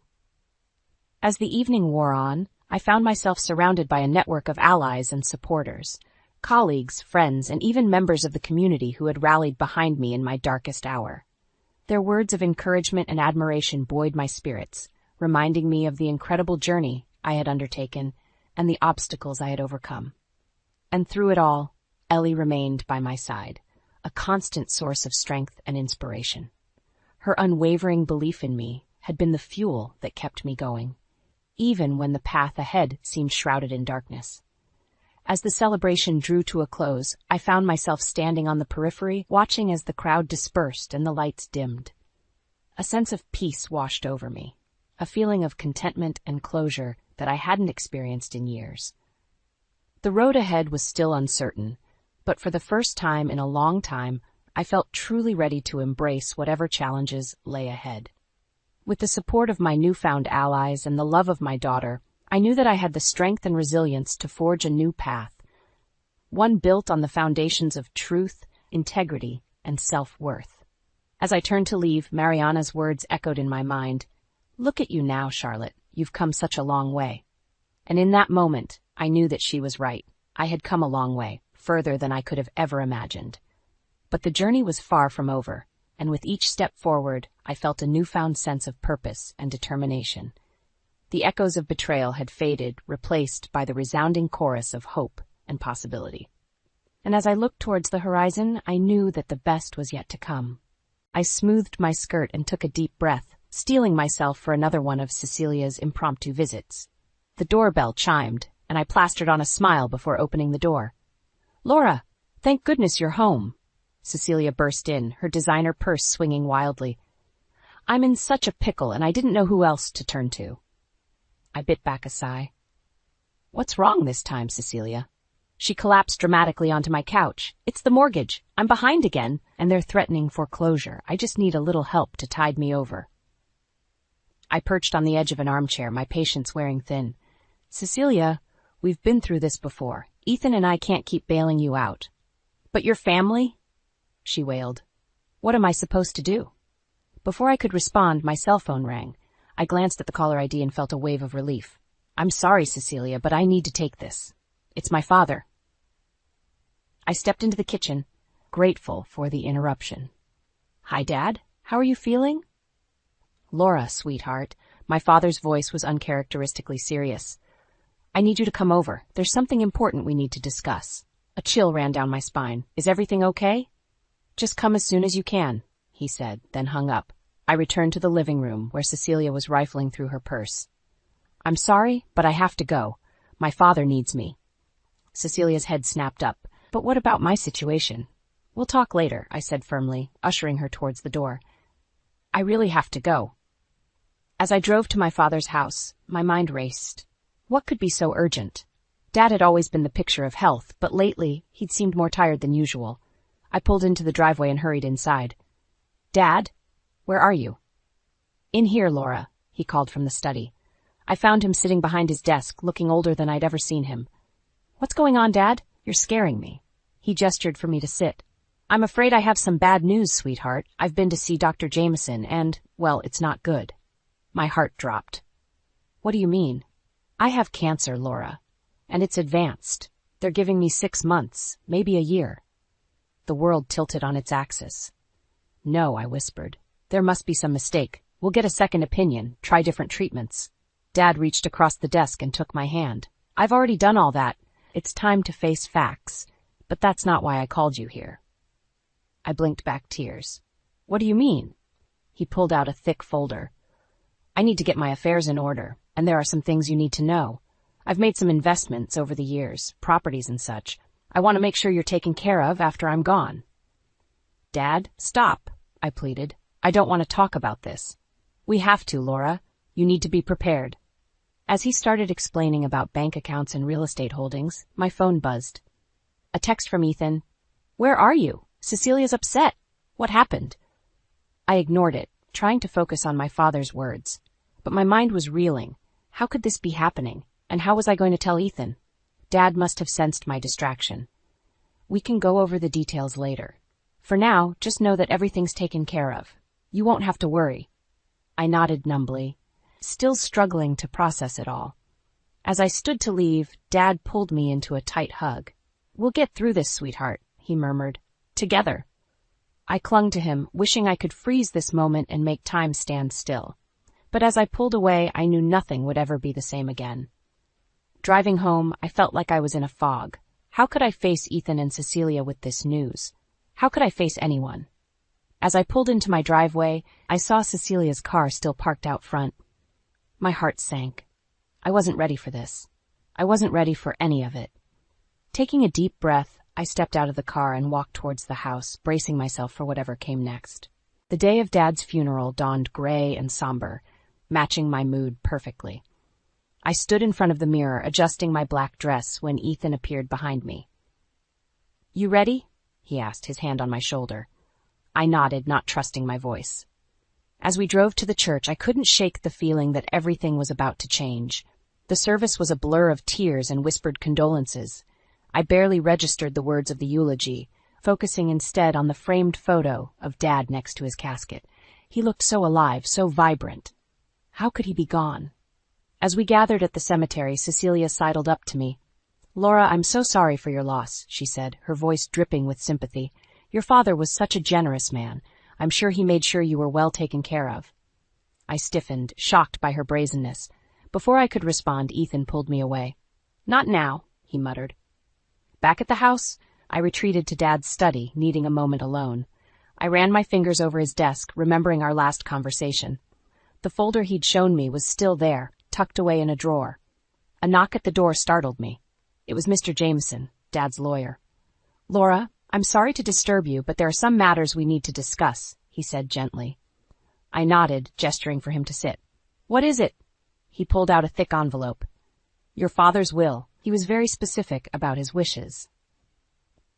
As Mr. Jameson began reading, I felt a mix of emotions wash over me. Dad had left me everything. The house, his savings, even a few properties I didn't know he owned. "There's one more thing," Mr. Jameson said, handing me a sealed letter. "Your father wanted you to have this privately." I took it with trembling hands, but before I could open it, the door burst open. Ethan and Cecilia stood there, their eyes wide. "What's going on?" Ethan demanded. Mr. Jameson stood. "I was just going over Harold's will with Laura, if you'll excuse us." "No," Cecilia interrupted. "We're family. We should hear this too." I felt a surge of anger. "This is private, Cecilia. Please leave." Ethan stepped forward. "Laura, don't you think we should discuss this as a family? After all, what affects you affects me too." I stared at him, suddenly seeing him in a new light. "What exactly are you implying, Ethan?" Before he could answer, Cecilia chimed in. "We're just concerned, Laura. You've been through so much. You shouldn't have to deal with all this alone." I stood up, clutching Dad's letter to my chest. "I'm not alone. I have my father's memory and his wishes to guide me. Now, if you'll excuse me, I need some time to myself." I brushed past them, ignoring their protests.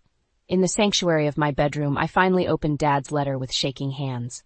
"My dearest Laura," it began. "If you're reading this, it means I'm gone. But I want you to know that I've made arrangements to protect you and your inheritance. Trust your instincts, sweetheart. Not everyone has your best interests at heart." Tears blurred my vision as I read on. Dad had suspected that Ethan and Cecilia might try to take advantage of the situation. He'd set up trusts and legal safeguards to ensure that his legacy remained mine alone. A knock at the door interrupted my thoughts. "Laura?" It was Ethan. "We need to talk about the will." I took a deep breath, steeling myself for the conversation ahead. As I reached for the doorknob, I realized that the battle for my father's legacy and my own future was just beginning. "Coming," I called out, tucking the letter safely away. Whatever happened next, I knew I had to stay strong. For Dad and for myself. The incessant ringing of the doorbell jolted me awake. I glanced at the clock. 7:30 a.m.? Who could it be at this hour? Ethan was already gone, having left early for a business meeting. I threw on a robe and hurried downstairs, only to find Cecilia on my doorstep, looking frazzled. "Laura, thank goodness you're home," she exclaimed, barging past me. "I'm in dire straits. The bank is threatening to repossess my car." I sighed, closing the door. "Cecilia, it's barely morning. Couldn't this wait?" She whirled around, eyes wide.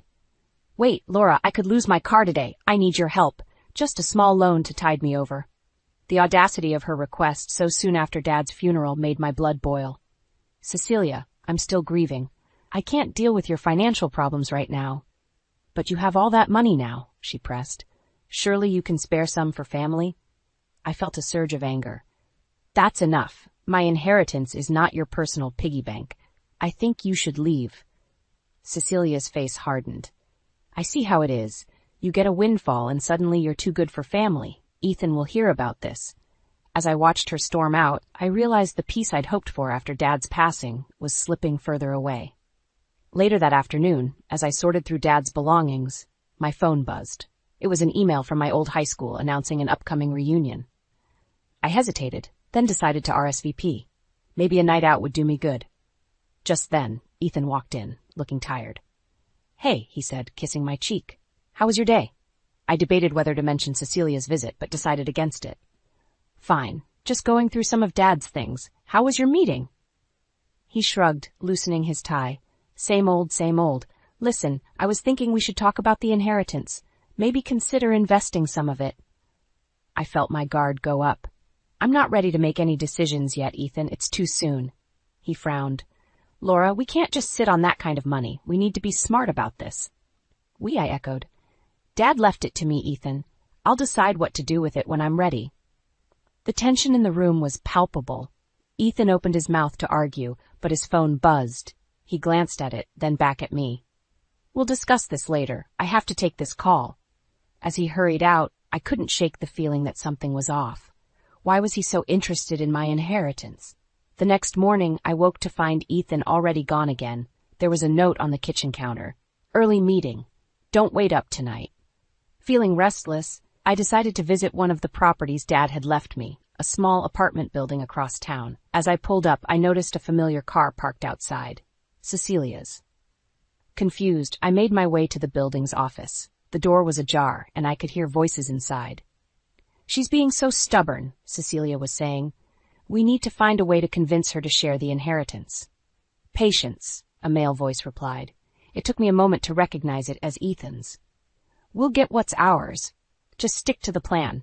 I stumbled backward, my mind reeling. Ethan and Cecilia were plotting against me? How long had this been going on? As I turned to leave, my foot caught on a loose floorboard. The resulting creak seemed to echo through the hallway. Did you hear that? Cecilia's voice was sharp with alarm. I held my breath, pressing myself against the wall. Footsteps approached the door. Hello? Ethan called out. Is someone there? My heart pounding, I realized I had a choice to make. Confront them now, or retreat and plan my next move carefully. Either way, I knew one thing for certain. Nothing would ever be the same again. I smoothed my dress nervously as I entered the high school gymnasium. The reunion was in full swing, a sea of familiar yet changed faces. I'd come here hoping for a distraction from the mess at home, but now I felt overwhelmed. Laura? Laura Thompson, is that you? I turned to see a vaguely familiar face. It's Laura Prescott now, but yes, I'm sorry, I don't. Peter Caldwell, he said, grinning widely. We had chemistry together. Well, the class, not, you know. I forced a polite smile, memories flooding back. Peter had always been a bit intense. Of course, Peter. How are you? Oh, I'm great, he said, edging closer. But wow, look at you. You haven't aged a day. I took a step back, feeling uncomfortable. That's kind of you to say. If you'll excuse me, I need to. Wait, Peter said, grabbing my arm. I've always regretted not telling you how I felt back then. I had such a crush on you, Laura. I gently but firmly removed his hand. Peter, that was a long time ago. I'm married now.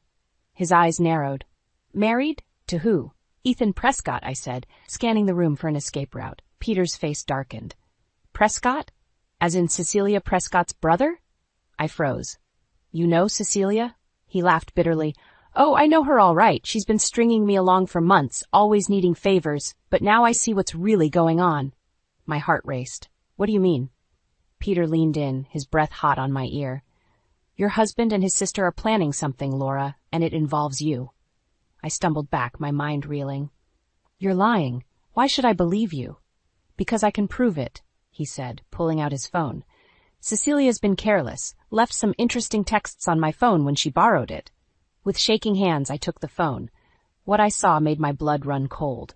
Messages between Cecilia and Ethan discussing ways to access my inheritance, plans to manipulate me, to push me to make rash decisions. This can't be real, I whispered. Peter's eyes gleamed with a mix of sympathy and something else. Excitement? Oh, it's real, all right. And there's more where that came from. I handed the phone back, feeling sick. Why are you showing me this? He shrugged. Maybe I still have a soft spot for you, or maybe I'm just tired of being Cecilia's puppet. Either way, you deserve to know. I nodded numbly, my mind racing. What was I going to do with this information? Peter touched my arm again. Listen, Laura, I can help you. We could team up, get back at them both. What do you say? I stared at him, suddenly seeing the situation clearly. Peter wasn't my savior, he was just another player in this twisted game, but he had given me valuable information, whether he meant to or not. Thank you for telling me, Peter, I said carefully, but I need to handle this on my own. His face fell. But Laura. No, I said firmly, this is my fight. Please don't contact me again. As I walked away, my phone buzzed. A text from Ethan. Where are you? We need to talk about the inheritance. It's important. I took a deep breath, making a decision. It was time to stop reacting and start taking control. I would play along for now, gather more evidence. And then, when the time was right, I would confront them all. I texted back, on my way home. You're right. We have a lot to discuss.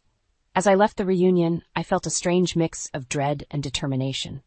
The game had changed, and now I knew the rules. It was time to start playing to win. I stepped out of my office building, exhausted after a long day of work. As I fumbled for my car keys, a familiar voice made me freeze. "Laura, fancy seeing you here." I turned slowly, my heart sinking. Peter stood there, grinning as if we were old friends. "Peter, what are you doing here?" I asked, trying to keep my voice steady. He shrugged, stepping closer. "I was in the neighborhood, thought I'd say hi." "How did you know where I work?" I demanded, alarm bells ringing in my head. "Oh, I have my ways," he said with a wink.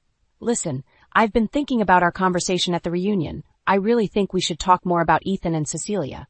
I backed away, clutching my purse tightly. "I told you, I'm handling it myself. Please leave me alone." His face darkened. "You're making a mistake, Laura. You need me."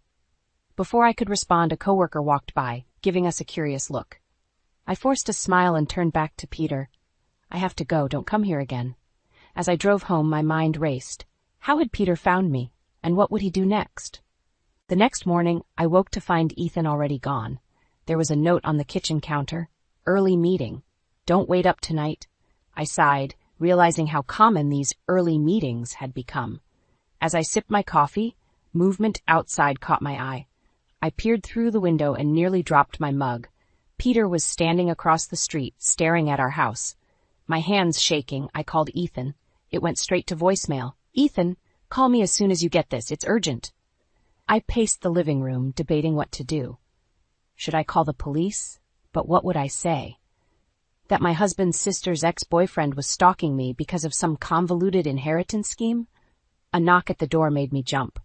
I approached cautiously, relief washing over me when I saw it was just the mailman. But as I opened the door, Peter appeared behind him. "Special delivery," Peter said with a smirk, pushing past me into the house. "Get out!" I shouted, reaching for my phone. "I'm calling the police." Peter held up his hands. "Wait, I have proof of what Ethan and Cecilia are planning. Real proof this time." Despite my better judgment, I hesitated. "What are you talking about?" He pulled out a USB drive. "Everything's on here. Bank statements, emails, recorded conversations. They're planning to have you declared mentally unfit, Laura, to take control of your inheritance." I felt the blood drain from my face. "That's impossible. Ethan wouldn't." "See for yourself," Peter said, offering me the drive. My hand trembled as I reached for it. Just then, I heard a key in the lock. Ethan's voice called out, "Laura, whose car is that out front?" Peter's eyes widened. He shoved the USB drive into my hand and bolted for the back door. I quickly slipped the drive into my pocket as Ethan entered. "Laura, what's going on?" Ethan asked, looking around suspiciously. I took a deep breath, making a split-second decision. "Nothing, honey. Just got a bit of a fright from a door-to-door salesman. Everything's fine." Ethan relaxed slightly, but I could see doubt in his eyes. "All right. Listen, I was thinking we should have dinner with Cecilia tonight to discuss some family matters." I nodded, my mind racing. "Sure, that sounds great." As Ethan headed upstairs to change, I clutched the USB drive in my pocket. I had a choice to make. Trust Peter's evidence and confront Ethan and Cecilia? Or play along and try to uncover the truth myself? One thing was certain, tonight's dinner would change everything. And I had to be ready. The doorbell rang, and I took a deep breath, steeling myself. Cecilia's visit was no surprise. Ethan had arranged this family dinner after all. But the tension in the air was palpable as I opened the door. "Laura, darling," Cecilia exclaimed, her smile not quite reaching her eyes. She breezed past me, Ethan following close behind. As we settled in the living room, I couldn't help but notice the furtive glances Ethan and Cecilia exchanged. My hand instinctively went to my pocket, feeling the outline of the USB drive Peter had given me. "So, Laura," Cecilia began, her voice sickly sweet, "how have you been coping? It must be so difficult, dealing with your grief and all this newfound responsibility." I forced a smile. "I'm managing, thank you. Dad prepared me well." Ethan cleared his throat. "Speaking of which, Laura, we really need to discuss the inheritance. I've been thinking." "Actually," I interrupted, my heart racing, "I have something I'd like to discuss first." They both stared at me, surprise evident on their faces. I took a deep breath and pulled out my phone, bringing up the photos Peter had sent me. Pictures of Ethan and Cecilia meeting in secret, looking far too cozy. "Care to explain these?" I asked, my voice surprisingly steady. The color drained from Ethan's face. Cecilia let out a nervous laugh. "Oh, those? That's nothing, just a family meeting. Stop lying, I snapped. I know what you've been planning, trying to have me declared mentally unfit? Really? Ethan stood up, his face a mask of anger. Where did you get those photos? Have you been spying on us? That's rich, coming from you, I retorted. I'm not the one plotting behind my spouse's back. Cecilia's demeanor changed in an instant. You ungrateful bitch, she hissed. After everything we've done for you. Everything you've done? I laughed bitterly. You mean constantly begging for money? Trying to manipulate me out of my inheritance? Ethan stepped forward, his eyes blazing. You have no idea what you're talking about. We were trying to protect you, to make sure you didn't squander everything your father left you. By having me declared incompetent? I shot back. Some protection. Suddenly Ethan's expression shifted. A slow, cruel smile spread across his face. You want to play hardball, Laura? Fine, let's talk about your little rendezvous with Peter. My blood ran cold. What? He pulled out his phone, showing me a series of photos. Peter and me at the reunion, outside my office, even at our front door. Looks like I'm not the only one with secrets, Ethan sneered. That's not what it looks like, I stammered. Peter's been stalking me. I was trying to handle it on my own. Save it, Cecilia interjected. We have all the evidence we need. How do you think it'll look to a judge when we show them these? A grieving widow, acting erratically, meeting strange men. The realization hit me like a ton of bricks. They'd set me up. Peter, the photos, the USB drive, it was all part of their plan. You won't get away with this, I said, my voice shaking. Ethan's laugh was cold. We already have. Face it, Laura. You're out of your depth. Sign over control of the inheritance now, and we can avoid a messy public legal battle. I looked between them. These people I'd once considered family, now revealed as vultures circling their prey. In that moment, I felt more alone than ever. But then I remembered my father's words from his letter. Trust your instincts, sweetheart. Not everyone has your best interests at heart. I straightened my spine, meeting their gazes head-on. You're right about one thing, I said quietly. This ends now, but not the way you think. I pulled out the USB drive, holding it up. You're not the only ones with evidence, and unlike your fabricated photos, what's on here is real. So here's what's going to happen. As I laid out my terms, I saw the confidence drain from their faces. The game had changed, and for the first time I held all the cards. The battle for my father's legacy and my own future had reached its tipping point, and I was ready to fight. The morning after my confrontation with Ethan and Cecilia, I woke to an empty house and a text message from an unknown number. Meet me at Riverside Park, 1 p.m. Come alone, Peter. My instincts screamed danger, but I knew I needed answers. I arrived at the park early, scanning the area for any sign of Ethan or Cecilia. Peter was already there, pacing nervously by the fountain. Laura, he called out, relief evident in his voice. I wasn't sure you'd come. I kept my distance, eyeing him warily. Start talking, Peter. What's your role in all this? He ran a hand through his hair, looking genuinely distressed.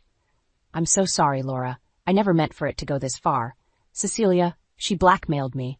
Said she'd ruin me if I didn't help set you up. Why should I believe you? I demanded. Peter pulled out his phone. Because I recorded everything, every conversation, every plan they made. I couldn't go through with it anymore. As he played the recordings, my world tilted on its axis. Ethan's voice, cold and calculating, discussing ways to manipulate me.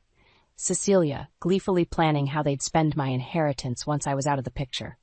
Oh God, I whispered, feeling sick. How long has this been going on? Months, Peter admitted. Since before your father passed. They've been planning this for a long time, Laura. I sank onto a nearby bench, my mind reeling. Why come clean now? Peter sat beside me, keeping a respectful distance, because I realized how wrong it was, and because I really did have feelings for you back in school. I couldn't be part of destroying your life. Just then, my phone buzzed. A text from Ethan. Where are you? We need to talk. Come home now. I showed Peter the message, my heart racing. What do I do? He hesitated, then said, Go, act like nothing's changed. I'll send you copies of everything I have. Use it to protect yourself. I nodded, standing on shaky legs. Thank you, Peter. I'm sorry I misjudged you.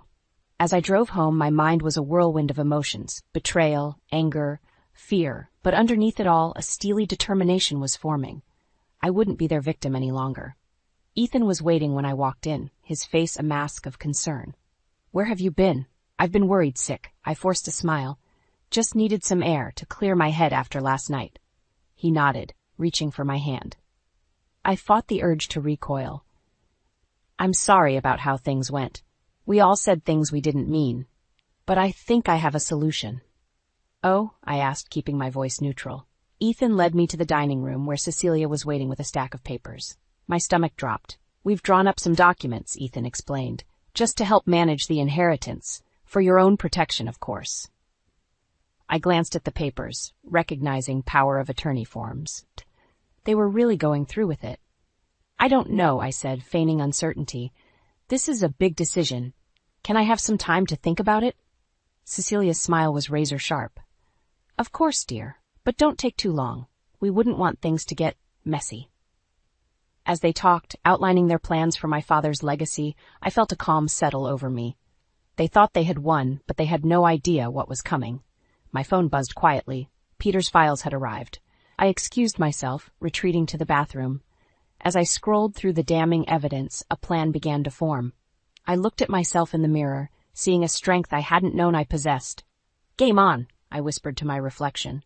Returning to the dining room, I plastered on a smile. "All right," I said, picking up the pen. "Let's talk about these documents." Ethan and Cecilia exchanged triumphant glances, unaware that their carefully laid plans were about to come crashing down around them. The final act was about to begin, and I was ready to reclaim my life and my father's legacy, once and for all. I stood in the living room of Ethan's parents' house, my heart pounding but my resolve unshakable. Around me, the faces of the Prescott family, including Ethan and Cecilia, ranged from confused to suspicious. "Laura, dear," Ethan's mother began, "what's this all about? Why have you called us all here?" I took a deep breath. "I have something important to share with all of you, something that will change everything." Ethan stepped forward, his eyes narrowing. "Laura, whatever you're thinking—" "No," I cut him off firmly. "You've done enough talking. Now it's my turn." I pulled out my tablet and connected it to the TV. "What you're about to see and hear might shock you, but I assure you, it's all true." As I played the recordings Peter had given me, the room fell into stunned silence. Ethan and Cecilia's voices filled the air, detailing their plans to manipulate me, to steal my inheritance, to have me declared incompetent. Ethan's father stood up, his face red with anger. "What is the meaning of this?" "It means," I said, my voice steady, "that your son and daughter have been plotting against me since before my father died. They've lied, cheated, and manipulated everyone in this room." Cecilia lunged forward. "You bitch! You have no proof." "I have every proof," I interrupted, pulling out a stack of documents. "Bank statements showing mysterious transfers, emails detailing your plans, even a recorded confession from Peter about how you blackmailed him into helping you." The room erupted into chaos. Ethan's mother was sobbing, his father shouting. Cecilia was screaming denials, while Ethan stood frozen, his face ashen. I raised my voice above the din. "I'm not finished. There's more." I played the final recording, a conversation between Ethan and his mistress, planning their future with my money. The silence that followed was deafening. Ethan's father turned to him, his voice shaking with rage. "Is this true? Have you brought this disgrace upon our family?" Ethan's shoulders slumped in defeat. "Dad, I can explain." "Get out," his father growled. "Both of you. You're no longer welcome in this family." As Ethan and Cecilia were ushered out, hurling accusations and threats, I felt a weight lift from my shoulders. It was over. Ethan's mother approached me, tears in her eyes. "Laura, I'm so sorry. We had no idea." I squeezed her hand gently. "I know. You're victims in this too." As I prepared to leave, Ethan's father stopped me. "What will you do now?" I smiled, feeling truly free for the first time in months. "I'm going to honor my father's legacy, the way he would have wanted." Driving home, I reflected on the whirlwind of events that had led to this moment. The betrayal, the pain, the fear, but also the strength I'd found within myself. I pulled into my driveway, noticing a familiar figure waiting on the porch. "Peter." "I heard what happened," he said as I approached. "Are you okay?" I nodded, feeling a sense of peace wash over me. "I am. Thank you for your help, Peter. I couldn't have done this without you." He shifted awkwardly. "Laura, I know I messed up before, but I was wondering." I held up a hand, stopping him. Peter, I appreciate everything you've done, but right now I need to focus on myself, on healing. Understanding dawned in his eyes. He nodded, offering a small smile. Of course. Take care of yourself, Laura. As I watched him walk away, I felt the last pieces of my old life falling away. I entered the house, my house now truly mine, and looked around. The rooms that had once felt suffocating now held promise. I picked up a framed photo of my father, tracing his smiling face. I did it, Dad, I whispered. I protected what you built, and I found myself along the way. Setting the photo down, I walked to the window and looked out at the setting sun. Tomorrow would bring new challenges as new opportunities, but for the first time in a long time, I was ready to face them. Not as a victim, not as someone's wife or daughter, but as Laura, strong, resilient, and finally truly free. $3,500 for electricity? This is insane, Brian. We've been cutting back on everything to save money. Something's definitely wrong, I said, waving the bill in front of Brian's face, my voice trembling with frustration. He sighed, looking up from his phone just long enough to roll his eyes. You probably left the oven on. I told you not to bake every day. I clenched my fists. No, I make sure everything's turned off. There's something bigger going on here. I glanced out the kitchen window toward the old tool shed. It had been years since anyone had used it for anything but storage. Brian stood up, lazily stretching his arms. You're overreacting, Liv. It's just a bill. Just a bill? I snapped. We're wasting money we don't have, Brian. We need to figure this out. He shrugged and walked toward the living room, where the TV was blasting some reality show I never liked. I'll look into it tomorrow. Anger boiled inside me as I glared at him. Tomorrow? This can't wait. We need to check now. Brian flopped onto the couch, flipping channels without a care. Fine. I'll look at the breaker box later tonight, okay? Later. It was always later with him. I stormed out the back door and towards the tool shed, flashlight in hand. The chilly Ohio evening did nothing to cool my temper. Once at the shed, I jiggled the rusty lock open and scanned the interior. Cobwebs hung from the rafters, untouched tools littered the workbench, and the faint hum of electricity caught my ear. I followed the sound, shining the flashlight into dark corners, until I found a run of wires leading from the exterior wall. My heart pounded as I traced the wiring back outside. I needed answers, not more questions. By the time I got back inside, Brian was asleep on the couch, typical. I grabbed my coat and headed out to the breaker box next to the house. The wiring setup looked standard at first glance, but something was off. Closer inspection revealed a secondary line trailing from it, leading underground towards the tool shed. Brian, I hollered, but he didn't stir. Typical again. Frustrated, I stomped back inside and grabbed him by the arm. Come with me, now. What's your problem, Liv? He mumbled, rubbing his eyes. I dragged him outside, pointing at the wiring. Explain this. He stared at it, silent. I don't know. Maybe it's been like that forever. No, Brian, this isn't normal. I want to know what's going on in that tool shed. We trudged back to the shed in silence, the moonlight our only guide. With the flashlight scanning every nook, I felt like a detective on a crime scene. When we reached the shed, I flicked the lights on, and Brian looked genuinely bewildered. Come on, Liv, let's go back inside. We'll call an electrician tomorrow. Brian, stop delaying. We need to figure this out. I insisted, reaching for the plug that connected the tool shed to the main house. As I yanked it out, a sudden uproar of voices spilled into the quiet night. It wasn't just the hum of electricity, it was the TV inside the tool shed. We both froze. Brian's jaw tightened, and I could see panic flickering in his eyes. You've been watching TV in here? While we can't even afford our bills? I was beyond furious. But before Brian could answer, the shed door burst open, and there stood Paula, Brian's mother, her eyes wide with surprise. She marched past us, muttering something about her favorite show. Mom, what are you doing here? Brian asked, bewilderedly. Paula glanced back in a hurry to return to her program. Just catching up on my soaps. What's it to you? As she disappeared back into the shed, Brian avoided my gaze, shuffling his feet in the dirt. Brian, this bill isn't from some oven I left on. It's from your mother hiding out in the shed and watching TV every night.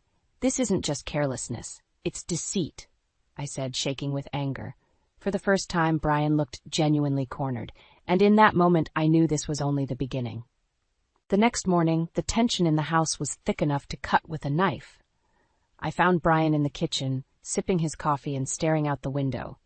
His silence was almost worse than the arguments. "Brian, we need to talk about this," I said, my voice firm. He looked at me, his eyes tired and distant. "What more is there to say, Liv? Mom's been watching TV in the shed. Big deal." I slammed my hand on the counter. "It's a huge deal! We're struggling with bills because of this. You knew and didn't say anything." He sighed heavily. "I didn't think it was such a problem. She's lonely since Dad passed." I shook my head in disbelief. "Lonely or not, this isn't right. We need to discuss how to handle this situation." At that moment, Paula waltzed into the kitchen, her usual brisk self. "Good morning, you two. Lovely weather today, isn't it?" she said, completely ignoring the tension. I took a deep breath. "Paula, we need to talk about the tool shed." Her eyes narrowed slightly. "What's there to talk about?" I looked at Brian, but he avoided my gaze. "The electricity bill is through the roof because you're living in the shed, Paula. We can't afford this." She stiffened, her jaw set. "Living in the shed? I'm simply enjoying some peace and quiet. Besides, I have nowhere else to go." Brian cleared his throat. "Mom, we were thinking maybe you should move closer. There are a few places nearby we could look at." Paula's eyes widened. "What? I can't just up and move. This is my home, too." "No, Paula, it's our home. Brian and I took it over after my parents passed. You moving in without asking is affecting us," I said, trying to stay calm. Brian shifted uncomfortably. "We need to find a solution, Mom, something that works for all of us." Paula crossed her arms, defiant. "Do you expect me to just pack up and leave? Where do you want me to go?" A long silence followed. Finally, I spoke. "There's a small property down the road. It's close enough so we can help if needed, but gives everyone their space." Paula scoffed. "And how am I supposed to afford that?" I glanced at Brian, feeling the weight of the situation. "We can help you sell your current place, use that money to buy something new nearby." Brian finally looked at his mother. "It's the best solution, Mom. You'll have your own place, and Olivia and I can sort out our finances." The room fell silent again. Paula's face flushed with anger, but she didn't argue further. She turned abruptly and left the room, muttering under her breath. Brian and I stood there, the silence heavy between us. "This isn't over, Brian. We need proper boundaries here," I said quietly. He nodded, looking deflated. "I know, Liv. Let's take it one step at a time." I watched as he walked away, feeling a mixture of relief and dread. This was just the beginning of untangling the mess our lives had become. But for now, it was a step towards reclaiming some control. The days dragged on, and the tension in the house didn't get any better. Brian's work hours grew more erratic, and his late-night absences left me both suspicious and worried. One evening, I found myself pacing the living room, glancing at the clock. It was past midnight when I heard the sound of the bathroom door opening, a sound I'd grown used to but couldn't ignore. I walked up to the bathroom door, noticing the bathroom light still on and toilet paper running low again. Something wasn't adding up. Curiosity getting the better of me, I stayed by the door, listening. There were strange mutterings inside, almost as if two voices were speaking. I knocked lightly. "Brian?" No answer came. I opened the door a crack, peeking in, but found nothing unusual. The room was empty. Confusion crept in, making me more determined to figure out what was happening under our roof. The following day, I spoke to Brian about his odd work hours. He was sliding on his jacket, ready to leave. "Brian, why are you coming home so late these days? You never used to work these hours." He shrugged, not meeting my eyes. "Just lots of projects at work, Liv. You know how it is." "You don't even tell me when you're coming back. It's not just about work, is it?" I pressed. His face hardened. "You're being paranoid, Liv. I've got enough on my plate without you grilling me." Anger and hurt flashed through me. "Paranoid? Do you think I haven't noticed the extra toilet paper being used? Someone is here when you're not, Brian." He turned away sharply. "You're imagining things. Let's just drop it, okay?" Later that night, I waited again, catching the same mysterious use of the bathroom. Determined to get to the bottom of it, I stayed up, pretending to sleep. At 2 a.m. I heard it, the distant, muffled sounds of conversation. Slowly, I crept out of bed and followed the noise towards the tool shed. Outside, a small glow of light peeked through the shed window. I approached quietly, peering in. There was Brian, not working, but lounging with his mother, Paula, Smiths, both engrossed in a late-night TV show. My heart sank as the pieces started to fit together. The next morning, I confronted Paula as she was making breakfast. "Paula, we need to talk about what's going on in the tool shed at night." She looked at me, feigning innocence. "What do you mean, dear?" "You and Brian. You spend late nights in there watching TV while he's supposed to be working. Our bills are soaring because of it," I said, my voice shaking with anger. Paula's eyes flashed with defiance. "So what if we watch TV together? Brian needs a break from you constantly nagging him." Taken aback, I narrowed my eyes. "This isn't just about TV, Paula. It's about you two lying and sneaking around." She smirked, leaning closer. "Maybe if you weren't so uptight, Olivia, Brian wouldn't need an escape." I stood my ground, feeling the fire ignite within me. "This stops now. No more using the tool shed. No more secrets. We can't keep doing this." Paula's expression changed, turning cold. "We'll see about that," she said quietly, but it was enough to know this fight was far from over. The reality of Brian's betrayal and Paula's influence bore down on me. I wasn't paranoid. I was in the middle of a deceitful game, and now I was determined to take control. The next morning, I sat at the kitchen table with the dreaded electricity bill in front of me. My hands shook as I dialed the number for the power company.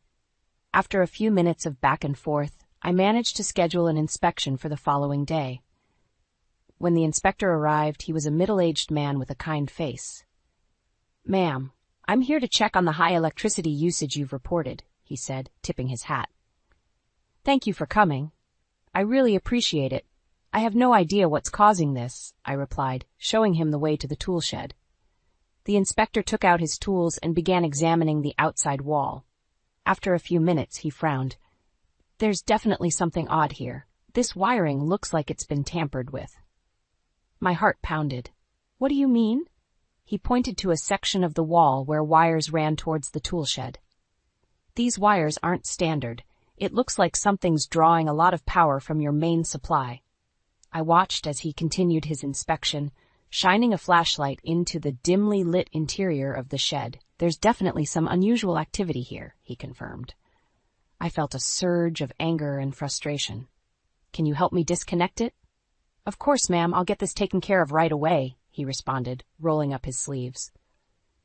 Within an hour, the unauthorized wiring was removed, and the shed fell silent, finally disconnected from our power.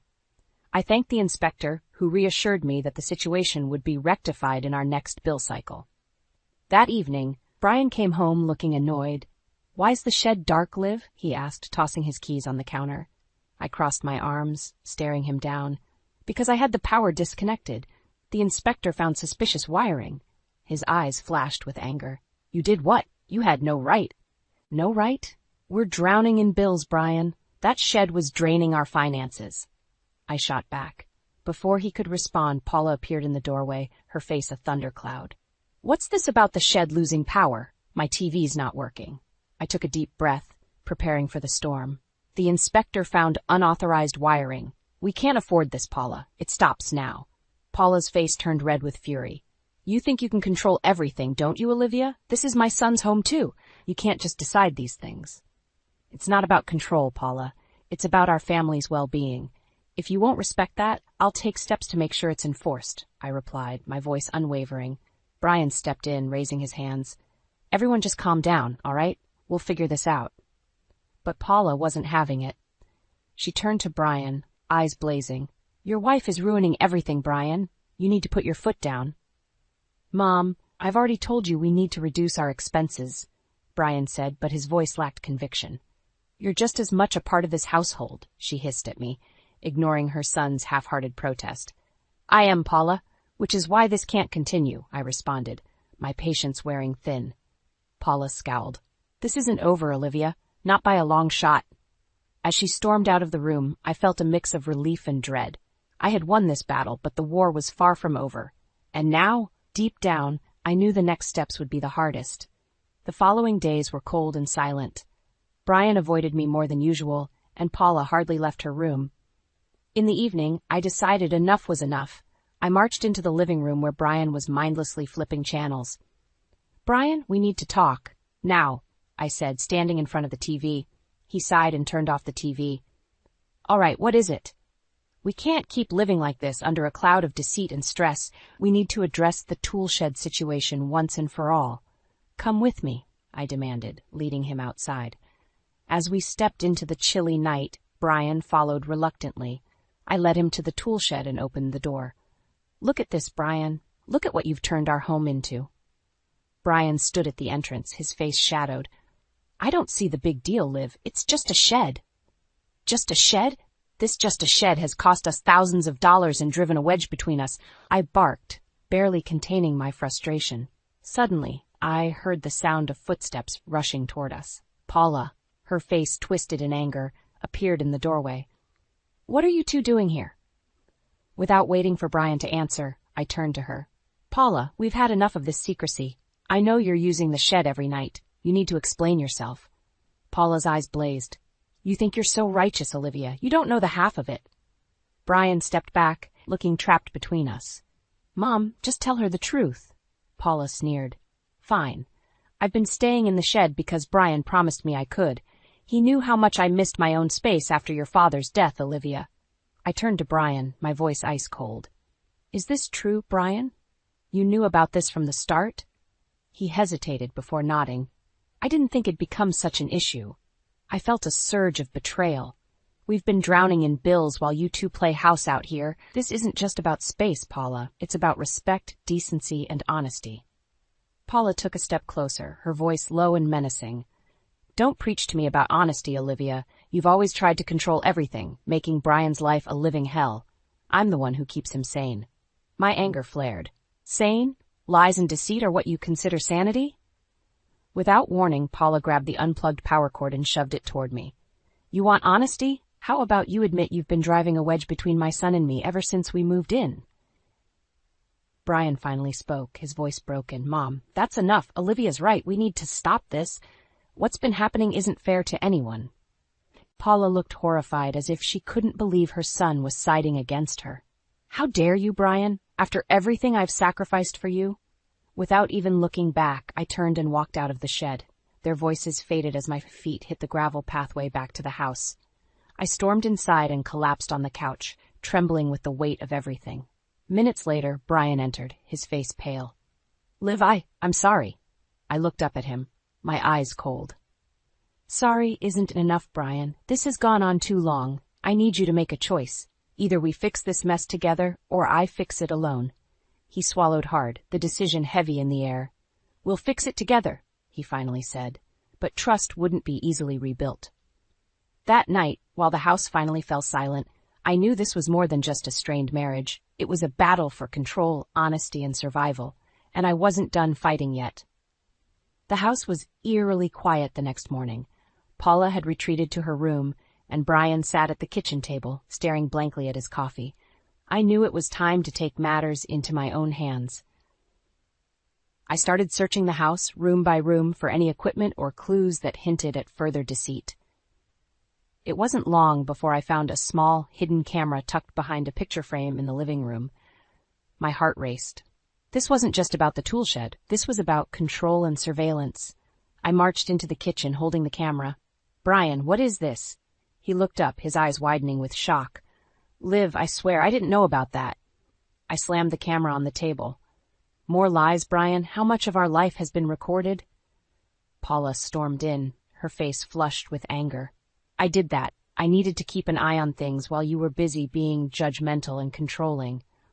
I turned to her, fury in every word. Surveillance in my own home? How dare you?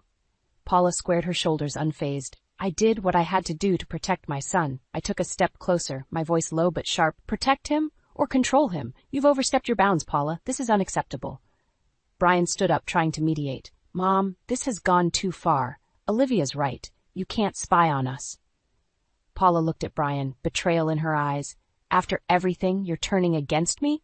Brian's voice wavered. Mom, stop. This isn't helping anyone. We need to stop the lies and deception. It's tearing everything apart. Paula's eyes narrowed. You think you're better off without me? Do you really believe this woman cares about you? I took a deep breath, trying to stay calm. Brian is my husband, Paula. I care about him more than you know. But this isn't about care anymore. It's about trust, which you've destroyed. The room was thick with tension. Brian took a shaky breath. Mom, you should go. We need some space to fix things. Paula's face turned crimson. You're choosing her over me? After everything I've done for you? Brian's voice steadied. I'm choosing to save my marriage, Mom. You need to leave. Paula's eyes blazed with hatred as she looked at me. This isn't over, Olivia. You will regret this. As she stormed out of the house, Brian collapsed into a chair, his hands trembling. Liv, I'm so sorry. I never wanted it to come to this. I sat across from him, feeling a mixture of relief and sorrow. Brian, we need to rebuild our trust. I can't keep living like this, doubting everything. He nodded, looking defeated. I know, I'll do whatever it takes to make things right. That night, I combed through the house, removing every bit of surveillance equipment I could find. Each hidden camera and microphone felt like another betrayal peeled away. Though the storm had cleared some of the air, the damage was deep. Brian and I sat in the living room later, the silence now heavy with the weight of the truth. Thank you for standing up to her, Brian, I said quietly. He looked at me, eyes filled with remorse. I should have done it sooner, Liv. I'm sorry for everything. The days ahead would be hard, filled with the struggle to rebuild what had been broken. But for now, the house was ours again, without the shadow of deceit looming over us. We had a long way to go, but the first step had been taken. Together, we would face whatever came next. A week later, Paula stood on our porch, eyes red from crying. It was strange seeing her so vulnerable. May I come in? She asked, her voice shaky. I hesitated but nodded. Fine, but this has to be a constructive conversation, Paula. We sat at the kitchen table, the same table where countless arguments had erupted. Brian joined us, his face tense. Paula took a deep breath. I've been thinking a lot, and I realized that I overstepped. I didn't mean to cause all this pain. I just didn't want to feel alone. Brian reached out, touching his mother's hand. Mom, we understand that, but spying on us and sneaking around wasn't the way to handle it. Paula's eyes filled with tears. I know. I'm sorry, Olivia. I shouldn't have tried to come between you two. Can you forgive me? I took a moment, letting the weight of her words sink in. Paula, it's going to take time. Trust isn't something you rebuild overnight, but if you really mean it, we can try. She nodded, wiping her tears. I mean it. I want things to be better. I want to be part of your lives, in a healthy way. I stood up, feeling the need to take control of the situation. All right, let's start fresh, but there are conditions. First, no more staying in the tool shed. Paula quickly nodded. Agreed. And secondly, I continued, if you need somewhere to stay until you sell your place and find something nearby, you can stay with us. But we need clear boundaries.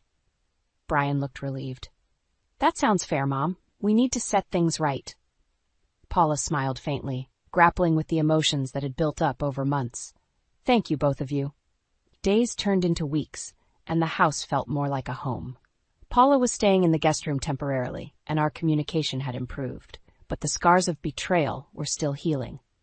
One evening, as we were having dinner, Paula spoke up. I found a small place not too far from here. It's perfect for me. I'll be moving in next week. Brian and I looked at each other, a weight lifting from our shoulders. That's great news, Mom, Brian said, his voice filled with genuine relief. Paula nodded, looking more at peace than I had ever seen her. I hope this helps us move forward. I want to be a positive part of your lives. Later that night, Brian and I sat on the porch, watching the stars. Liv, thank you for giving her another chance, he said quietly. I leaned against him. It's not just about her, Brian. It's about us, too. We need to be strong together. He hugged me tightly. We will be. From now on, things will be different. The process of healing wasn't easy. There were still moments of distrust and lingering resentments, but we were making progress. We talked more openly, shared our worries, and sought to understand each other's perspectives. As the weeks went by, Paula's new place became a sanctuary for her, and our home slowly regained its sense of safety and love. The drama that had overshadowed us so long began to fade, replaced by a newfound respect and understanding. Paula was still part of our lives, but with boundaries that respected everyone's space and needs. The house was filled with laughter and joy again, and we finally felt like a family on the mend, ready to face whatever came our way. In the end, we realized that forgiveness and trust weren't just handouts. They were earned through consistent actions and genuine intentions. and we were all committed to making things right, slowly but surely. Paula's moving day arrived quicker than expected. I watched from the porch as the movers packed the last of her belongings into the truck. It was a strange mix of relief and trepidation. Paula walked over, looking both hopeful and nervous. "Thank you for everything, Olivia. I mean it." I nodded. "It's a fresh start for all of us, Paula. Let's make the most of it." She hugged Brian tightly and then turned to me, offering a tentative embrace. I accepted it, feeling the tentative warmth. As the truck pulled away, I turned to Brian. "We need to change the locks and secure the house properly." He sighed but nodded in agreement. "You're right. We need to make sure this never happens again."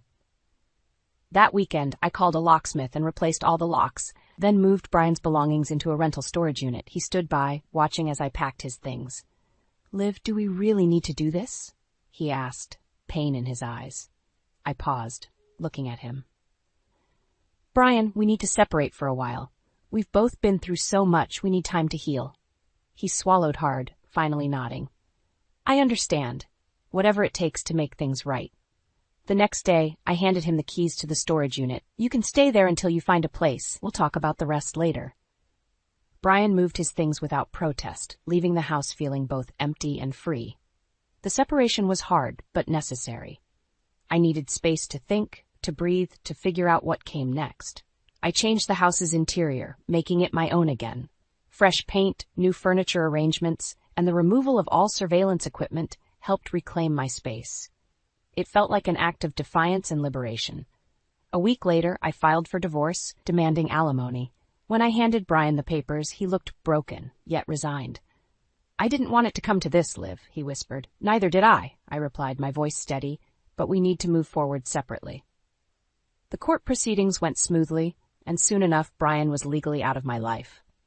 It was bittersweet, but I knew it was for the best. Meanwhile, Paula began renovating the tool shed into a livable space. She worked tirelessly, and I saw her determination to make things right. One afternoon, she invited me over to see her progress. As we walked through the tool shed, which now looked more like a cozy studio, Paula spoke softly. "This is my new beginning, Olivia. I want to thank you for giving me this chance." I looked around, impressed by her efforts. "It's looking great, Paula. I'm glad you found your own space." She smiled, a genuine warmth in her eyes. "And thank you for letting us start fresh, too." At home, the quiet evenings were a stark contrast to the chaos that once engulfed our lives. Paula and I gradually built a newfound bond, grounded in mutual respect and understanding. One day, as we sat on the porch enjoying the sunset, she turned to me. "You know, Olivia, watching our favorite shows together has become my favorite part of the day." I chuckled, surprised by how much had changed. "Mine too. Who would have thought?"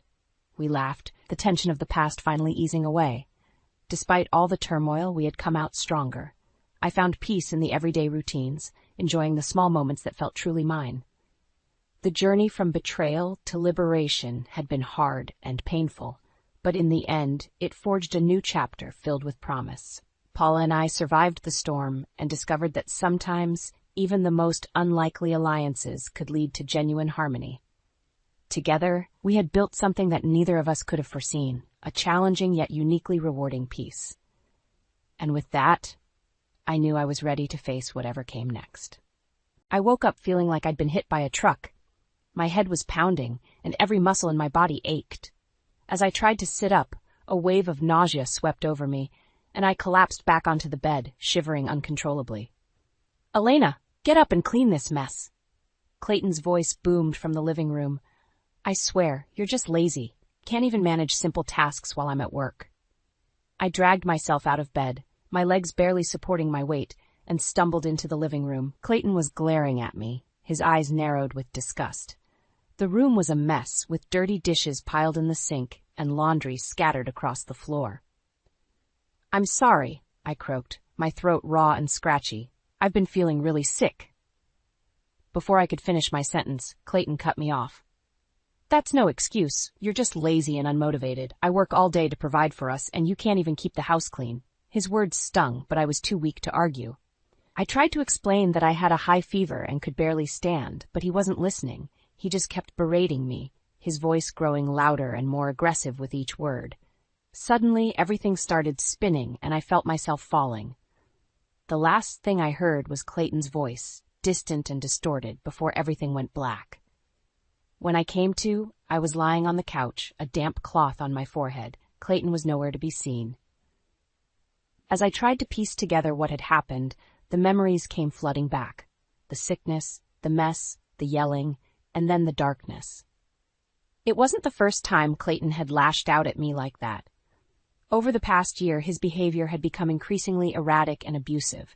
The man I had fallen in love with, kind, caring, and supportive, had been slowly replaced by someone I barely recognized. I thought back to the early days of our relationship when we couldn't get enough of each other. We had met in college, and from the moment we locked eyes, it was like we were the only two people in the world. We were inseparable, spending every waking moment together, talking about our hopes and dreams for the future. After graduation, we got married and everything seemed perfect. We had good jobs, a nice apartment, and a love that felt unbreakable. But then, slowly but surely, things started to change. Clayton became more distant, more critical, and more controlling. He would pick apart everything I did, finding fault in even the smallest tasks. Nothing was ever good enough for him. I tried to talk to him about it, but he always brushed it off or turned it around on me. "You're just too sensitive," he would say. "I'm only trying to help you improve." But it wasn't just the criticism. There was a darkness in him that I had never seen before, a rage that simmered just beneath the surface. He would lash out over the smallest things, and his words cut deeper than any knife. As I lay on the couch, my body aching and my heart heavy, I knew that something had to change. I couldn't keep living like this, walking on eggshells, afraid of the next outburst. I had to find a way out, before it was too late. After my fainting spell, I couldn't stop thinking about how my life had taken such a dark turn. As I recovered in bed, memories of the early days with Clayton flooded my mind. The laughter, the joy, the unwavering support we had for each other. But those golden moments seemed like a lifetime ago, tarnished by the harsh reality of who he had become. I remembered the first time I saw a glimpse of his true nature. It was a few months after our wedding, and we were having a small get-together with friends. Clayton got into a heated argument with one of the guys over some trivial matter, and his face contorted into an expression of pure rage. His eyes were wild, his veins bulging, and for a moment I didn't even recognize him. After our friends left, I tried to talk to him about it, but he brushed it off as nothing. "Don't be so sensitive," he said, dismissing my concerns with a wave of his hand. But the incidents kept happening, and the mask he wore began to slip more and more. The verbal jabs became more frequent, the criticisms more biting. He would find fault in everything I did, no matter how hard I tried. One evening, as I was cooking dinner, he came up behind me and started berating me for the way I was chopping the vegetables. "Can't you do anything right?" he spat, his words dripping with venom. I was so taken aback that I dropped the knife, narrowly missing my foot. Clayton just laughed, as if it were all some big joke. That's when I remembered the warning signs I had ignored from his ex-girlfriend, Emily. She had tried to tell me about his volatile temper and controlling behavior, but I brushed it off, convinced that he had changed. "He's not the same person he was with me," I had told her, my voice brimming with naive optimism. But Emily saw through his facade. "Believe me, that's just an act," she had cautioned. "The real Clayton will show his true colors eventually." How right she was. As I lay in bed replaying those memories, something inside me shifted. A fire ignited, a determination to take back control of my life. I couldn't continue living in fear, walking on eggshells, waiting for the next outburst. I knew that leaving him wouldn't be easy. Clayton had a way of making me feel small, worthless, as if I couldn't survive without him. But I had to try. For my own sanity, for my own safety, I had to break free from his toxic grip. From that moment on, I started documenting everything. Every insult, every criticism, every act of aggression, no matter how small. I kept a detailed journal, recording dates, times, and specific incidents, building a case against him. Whenever he berated me for not doing enough around the house, I would calmly remind him that I worked just as many hours as he did.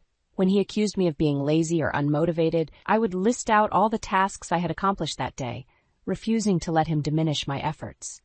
It was a daily battle, but I was determined to stand my ground.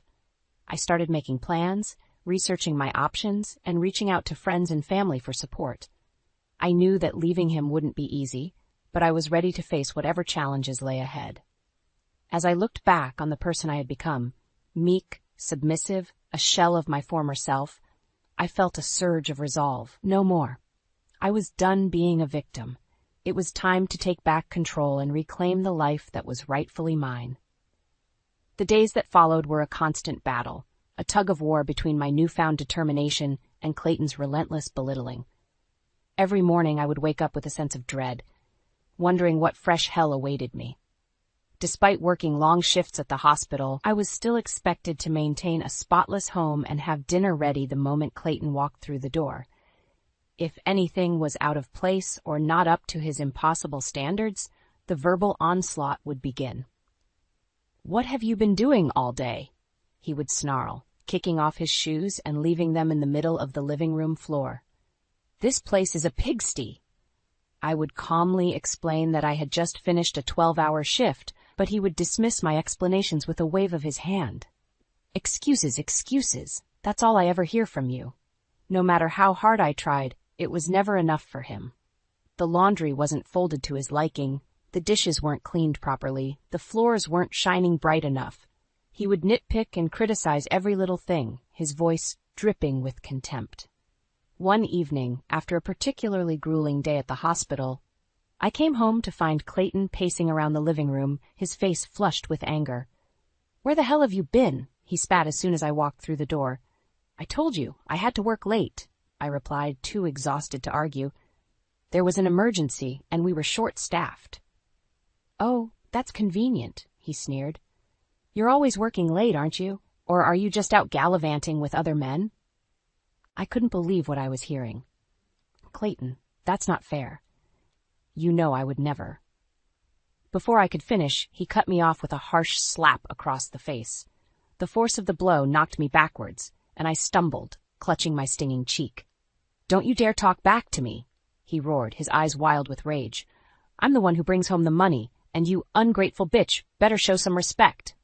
I stood there, stunned, tears streaming down my face. This wasn't the first time he had hit me, but it never got any easier. Each blow chipped away at my self-worth, leaving me feeling smaller and more worthless than before. As Clayton stormed off to the bedroom, slamming the door behind him, I sank to the floor, my body shaking with sobs. I knew I had to get out, but the thought of leaving filled me with terror. Where would I go? How would I support myself? But then I remembered the journal I had been keeping, the meticulous documentation of every insult, every slap, every degrading remark. I had evidence, proof of the hell I had been living in. With renewed determination, I picked myself up off the floor and made my way to the kitchen. I grabbed a bag of frozen peas from the freezer and held it against my throbbing cheek, wincing at the pain. As I sat there, icing my bruised face, a plan began to form in my mind. I couldn't leave, not yet. I needed more evidence, more ammunition to use against him. But this time, it wouldn't just be written words on a page. This time, I needed something more concrete, something undeniable. From that night on, I started secretly recording our interactions, capturing Clayton's explosive outbursts and vicious insults on my phone. Every time he raised his voice or his hand, I would hit record, my heart pounding in my chest. It was a dangerous game, but I was tired of living in fear. I was done being a victim. This time, I was going to fight back, and I was going to win. It was supposed to be a happy occasion, a family dinner to celebrate my younger brother's new job. But Clayton, as usual, found a way to turn it into a nightmare. From the moment we arrived at the restaurant, he was in a foul mood, snapping at the hostess and glaring at anyone who dared to make eye contact with him. I tried to diffuse the tension with small talk and forced smiles, but the dark cloud hanging over us was impossible to ignore. "So, Jake," Clayton said, turning his attention to my brother with a condescending smirk, "what kind of job did you manage to get? Flipping burgers, I assume?" Jake bristled at the insult, but he kept his cool. "Actually, I landed a position at a software company. Entry level, but it's a foot in the door." "Well, isn't that precious?" Clayton sneered, taking a swig of his beer. "Maybe one day you'll be able to afford a real job like mine." I could see the hurt flashing across Jake's face, but he remained composed. "I'm just grateful for the opportunity," he said evenly, "and I'm excited to see where it leads." Clayton let out a derisive snort, his lip curling with disdain. "If you're not careful, you'll end up like your sister, stuck in a dead-end job, slaving away for peanuts." That was the final straw. I had sat idly by, letting Clayton belittle and berate me for far too long, but I couldn't let him talk about my career, my passion, like that. "Excuse me?" I snapped, my voice trembling with anger. "I'm a nurse, Clayton. I save lives every single day. How dare you act like what I do is worthless?" For a moment, Clayton looked taken aback, as if he couldn't believe I had the audacity to talk back to him. Then his face contorted into a mask of rage, his eyes narrowing dangerously. "Watch your tone with me, woman," he growled, leaning across the table. "Or do you need another lesson in respect?" The threat was clear, and a chill ran down my spine. I opened my mouth to respond, but Jake beat me to it. "Don't talk to her like that," he said, his voice low and steady. "She's your wife, not your punching bag." Clayton whipped his head around, his gaze settling on my brother like a laser sight. "This is none of your business, kid. Stay out of it before you get hurt." But Jake refused to back down. "It is my business when you're treating my sister like garbage." The tension in the air was palpable, thick enough to cut with a knife. Clayton's face was flushed with fury, his nostrils flaring as he struggled to control his temper. "Let's go," he snarled, tossing a handful of bills onto the table. "This dinner is over." As we left the restaurant, Jake pulled me aside, his eyes filled with concern. "Elena, what's going on?" he asked, his voice hushed. "That's not how a husband should treat his wife." I opened my mouth to brush it off, to make excuses for Clayton's behavior like I always did. But something in Jake's gaze stopped me. For the first time, I saw the situation through his eyes, the constant belittling, the veiled threats, the simmering violence just beneath the surface. And in that moment, I knew I couldn't keep living like this. "It's complicated," I said, my voice wavering. "But I promise I'll explain everything. Just not here." Jake nodded, his jaw set with determination. "Whenever you're ready," he said. "I'm here for you, sis. No matter what." As we drove home in tense silence, Clayton seething in the front seat while Jake and I exchanged worried glances in the back, I knew that the time for secrets was over. If I was going to get out of this nightmare, I needed all the help I could get. And who better to have in my corner than the one person who had been looking out for me since the day I was born? The next few days were a whirlwind of planning and preparation. After the disastrous dinner, I knew I couldn't keep living in fear any longer. It was time to take action. Jake was true to his word, and he became my rock, my unwavering support system. When I finally worked up the courage to tell him the truth about the abuse I had been enduring, he didn't hesitate for a second. "We're going to get you out of this, Elena," he said, his voice steady and determined, "whatever it takes." Together, we hatched a plan. We needed undeniable evidence of Clayton's behavior, something that would hold up in court if it came to that. Audio recordings were a good start, but we needed visuals too. "What if we set up cameras around the house?" Jake suggested. "That way we can capture everything. The insults, the threats, even any physical altercations." The idea made me nervous, but I knew it was our best shot. Clayton was becoming increasingly erratic, his outbursts more frequent and more violent. Who knew how far he might go if left unchecked? We decided to keep things simple.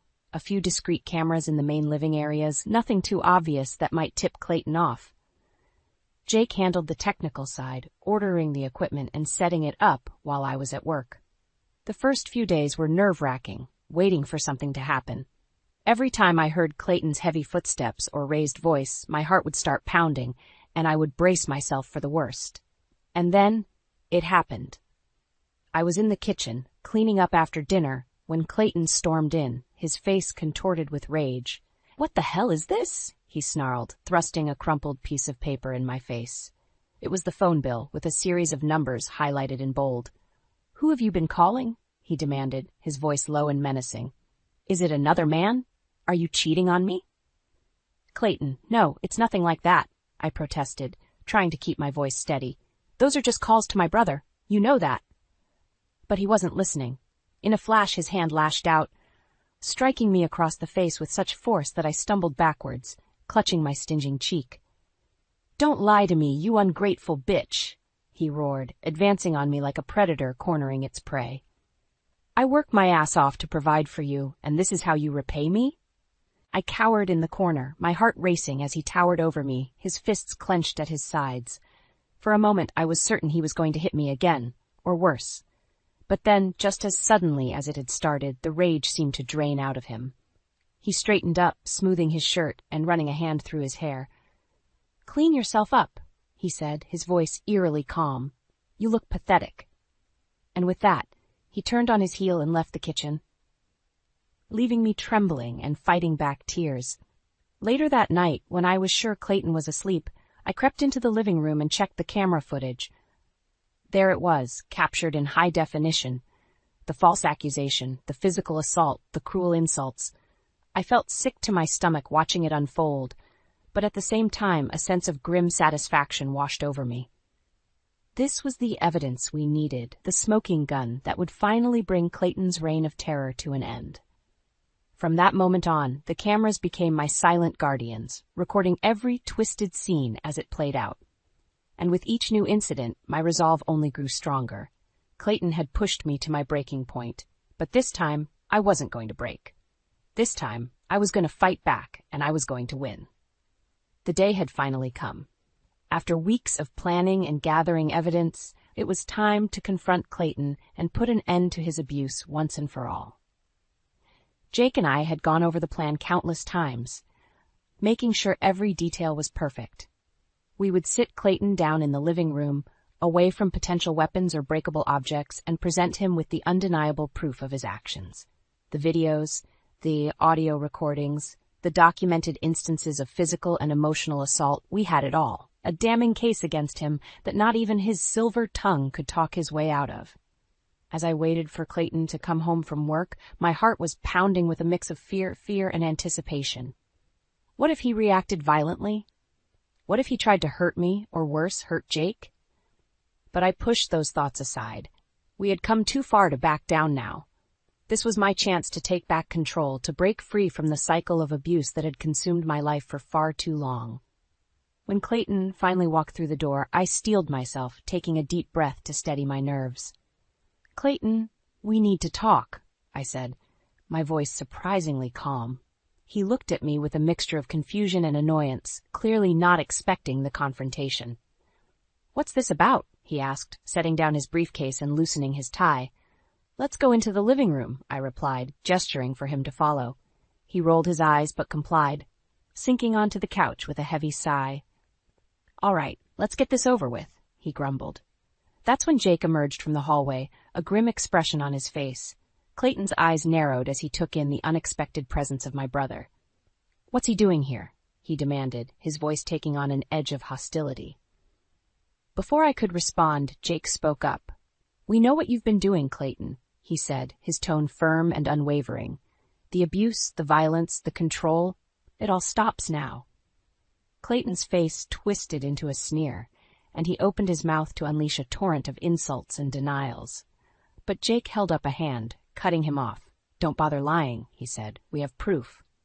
With a flick of his wrist, Jake pulled up the video footage on his laptop, the screen flickering to life with a montage of Clayton's worst moments, the shouting, the threats, the physical assaults. Clayton's eyes widened as he watched himself lash out, his face contorting with rage with each sickening blow. For a moment, he was rendered speechless, his mouth hanging open in disbelief. But the shock quickly gave way to fury. "You've been spying on me?" he roared, leaping to his feet and sending the laptop crashing to the floor. "How dare you, in my own home?" Jake remained calm, unflinching in the face of Clayton's towering rage. "We did what we had to do to protect Elena," he said, his voice steady. "And now it's over. The police are on their way." As if on cue, the sound of sirens pierced the air, growing louder with each passing second. Clayton's eyes darted back and forth, his chest heaving as he realized the trap he had walked into. "You're making a big mistake," he growled, his voice low and menacing. "You won't get away with this." But his threats rang hollow, his bravado crumbling as the flashing lights of the police cars flooded the room. As the officers swarmed in, weapons drawn, I felt a sense of relief wash over me. It was finally happening. The nightmare was coming to an end. Clayton put up a token resistance, spitting vile insults and accusations as the officers wrestled him into handcuffs. But it was too late. The evidence was overwhelming, and for once, his silver tongue couldn't talk his way out of the consequences of his actions. As they led him away, his face twisted with impotent rage, I couldn't help but feel a sense of triumphant satisfaction. For years he had controlled me, beaten me down, made me feel small and worthless. But not anymore. With Clayton's arrest, I had finally reclaimed my power, my freedom, my life. And as I watched his car disappear down the street, I knew that a new chapter was beginning, one where I would never again be a victim. The weeks following Clayton's arrest were a whirlwind of legal proceedings and emotional turmoil. But through it all, I clung to the knowledge that I had finally taken back control of my life. The evidence we had gathered, the videos, the audio recordings, the documented instances of abuse, painted a damning picture that even Clayton's high-priced lawyers couldn't refute. His attempts to discredit me and portray himself as the victim fell flat in the face of such overwhelming proof. As the court dates rolled around, I found myself steeling my nerves, determined to face my tormentor head-on. Jake was by my side every step of the way, a rock of unwavering support. When I took the stand, Clayton's eyes bored into me with a mixture of rage and desperation. His carefully cultivated mask of charm had slipped, revealing the true monster underneath. "You're ruining everything," he snarled as I delivered my testimony, recounting the years of emotional and physical abuse I had endured. "You were nothing before me, and you'll be nothing without me."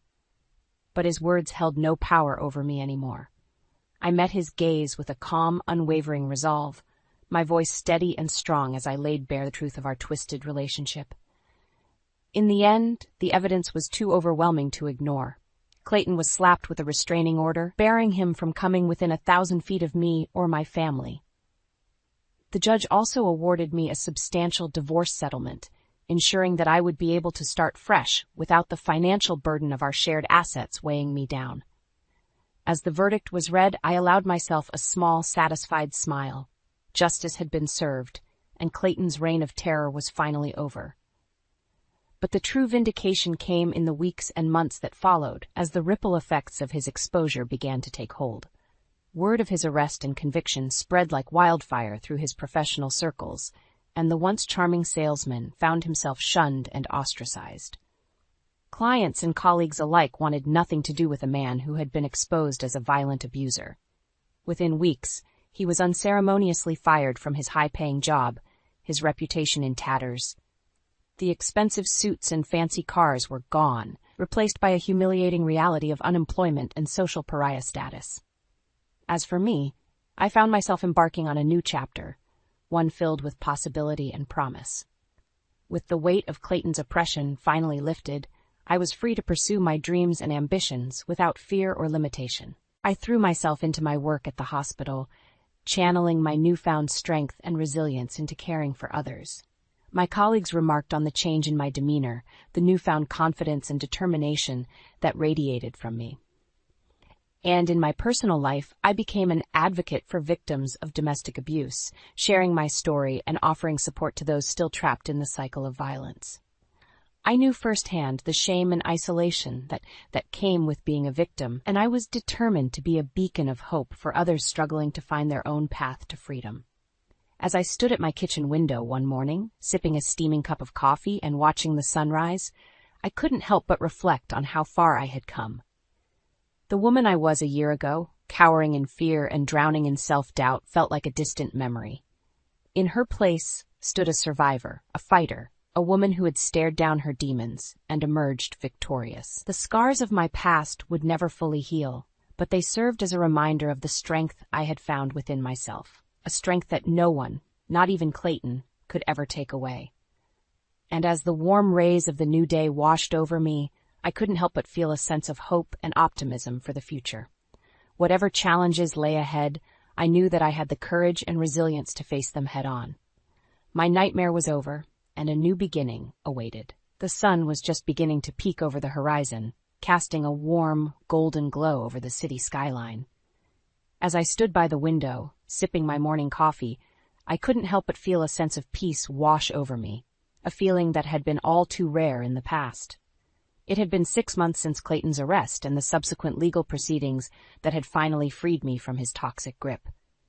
6 months of healing, of rediscovering who I was, without the constant weight of his abuse weighing me down. The journey hadn't been easy, of course. There were still moments when the memories would come flooding back, triggering waves of anxiety and self-doubt. But with the help of a supportive therapist and the unwavering love of my family, I was learning to cope, to process the trauma in a healthy way. And as the days turned into weeks and months, I found myself embracing a newfound sense of strength and resilience. The fragile, broken woman I had once been was slowly giving way to a survivor, a fighter who had stared down her demons and emerged victorious. At work, I channeled that energy into my nursing duties, approaching each patient with a level of empathy and compassion that could only come from someone who had walked through the flames of adversity. My colleagues remarked on the change in my demeanor, the newfound confidence that seemed to radiate from me. "You're like a different person," one of the nurses remarked over coffee one day. "It's like a weight has been lifted off your shoulders." I couldn't help but smile, thinking back to the dark days when that weight had felt suffocating, crushing me beneath its oppressive force. "You have no idea," I replied, taking a sip of my coffee and allowing the warmth to spread through me. Outside of work, I had become an advocate for victims of domestic abuse, sharing my story and offering support to those still trapped in the cycle of violence.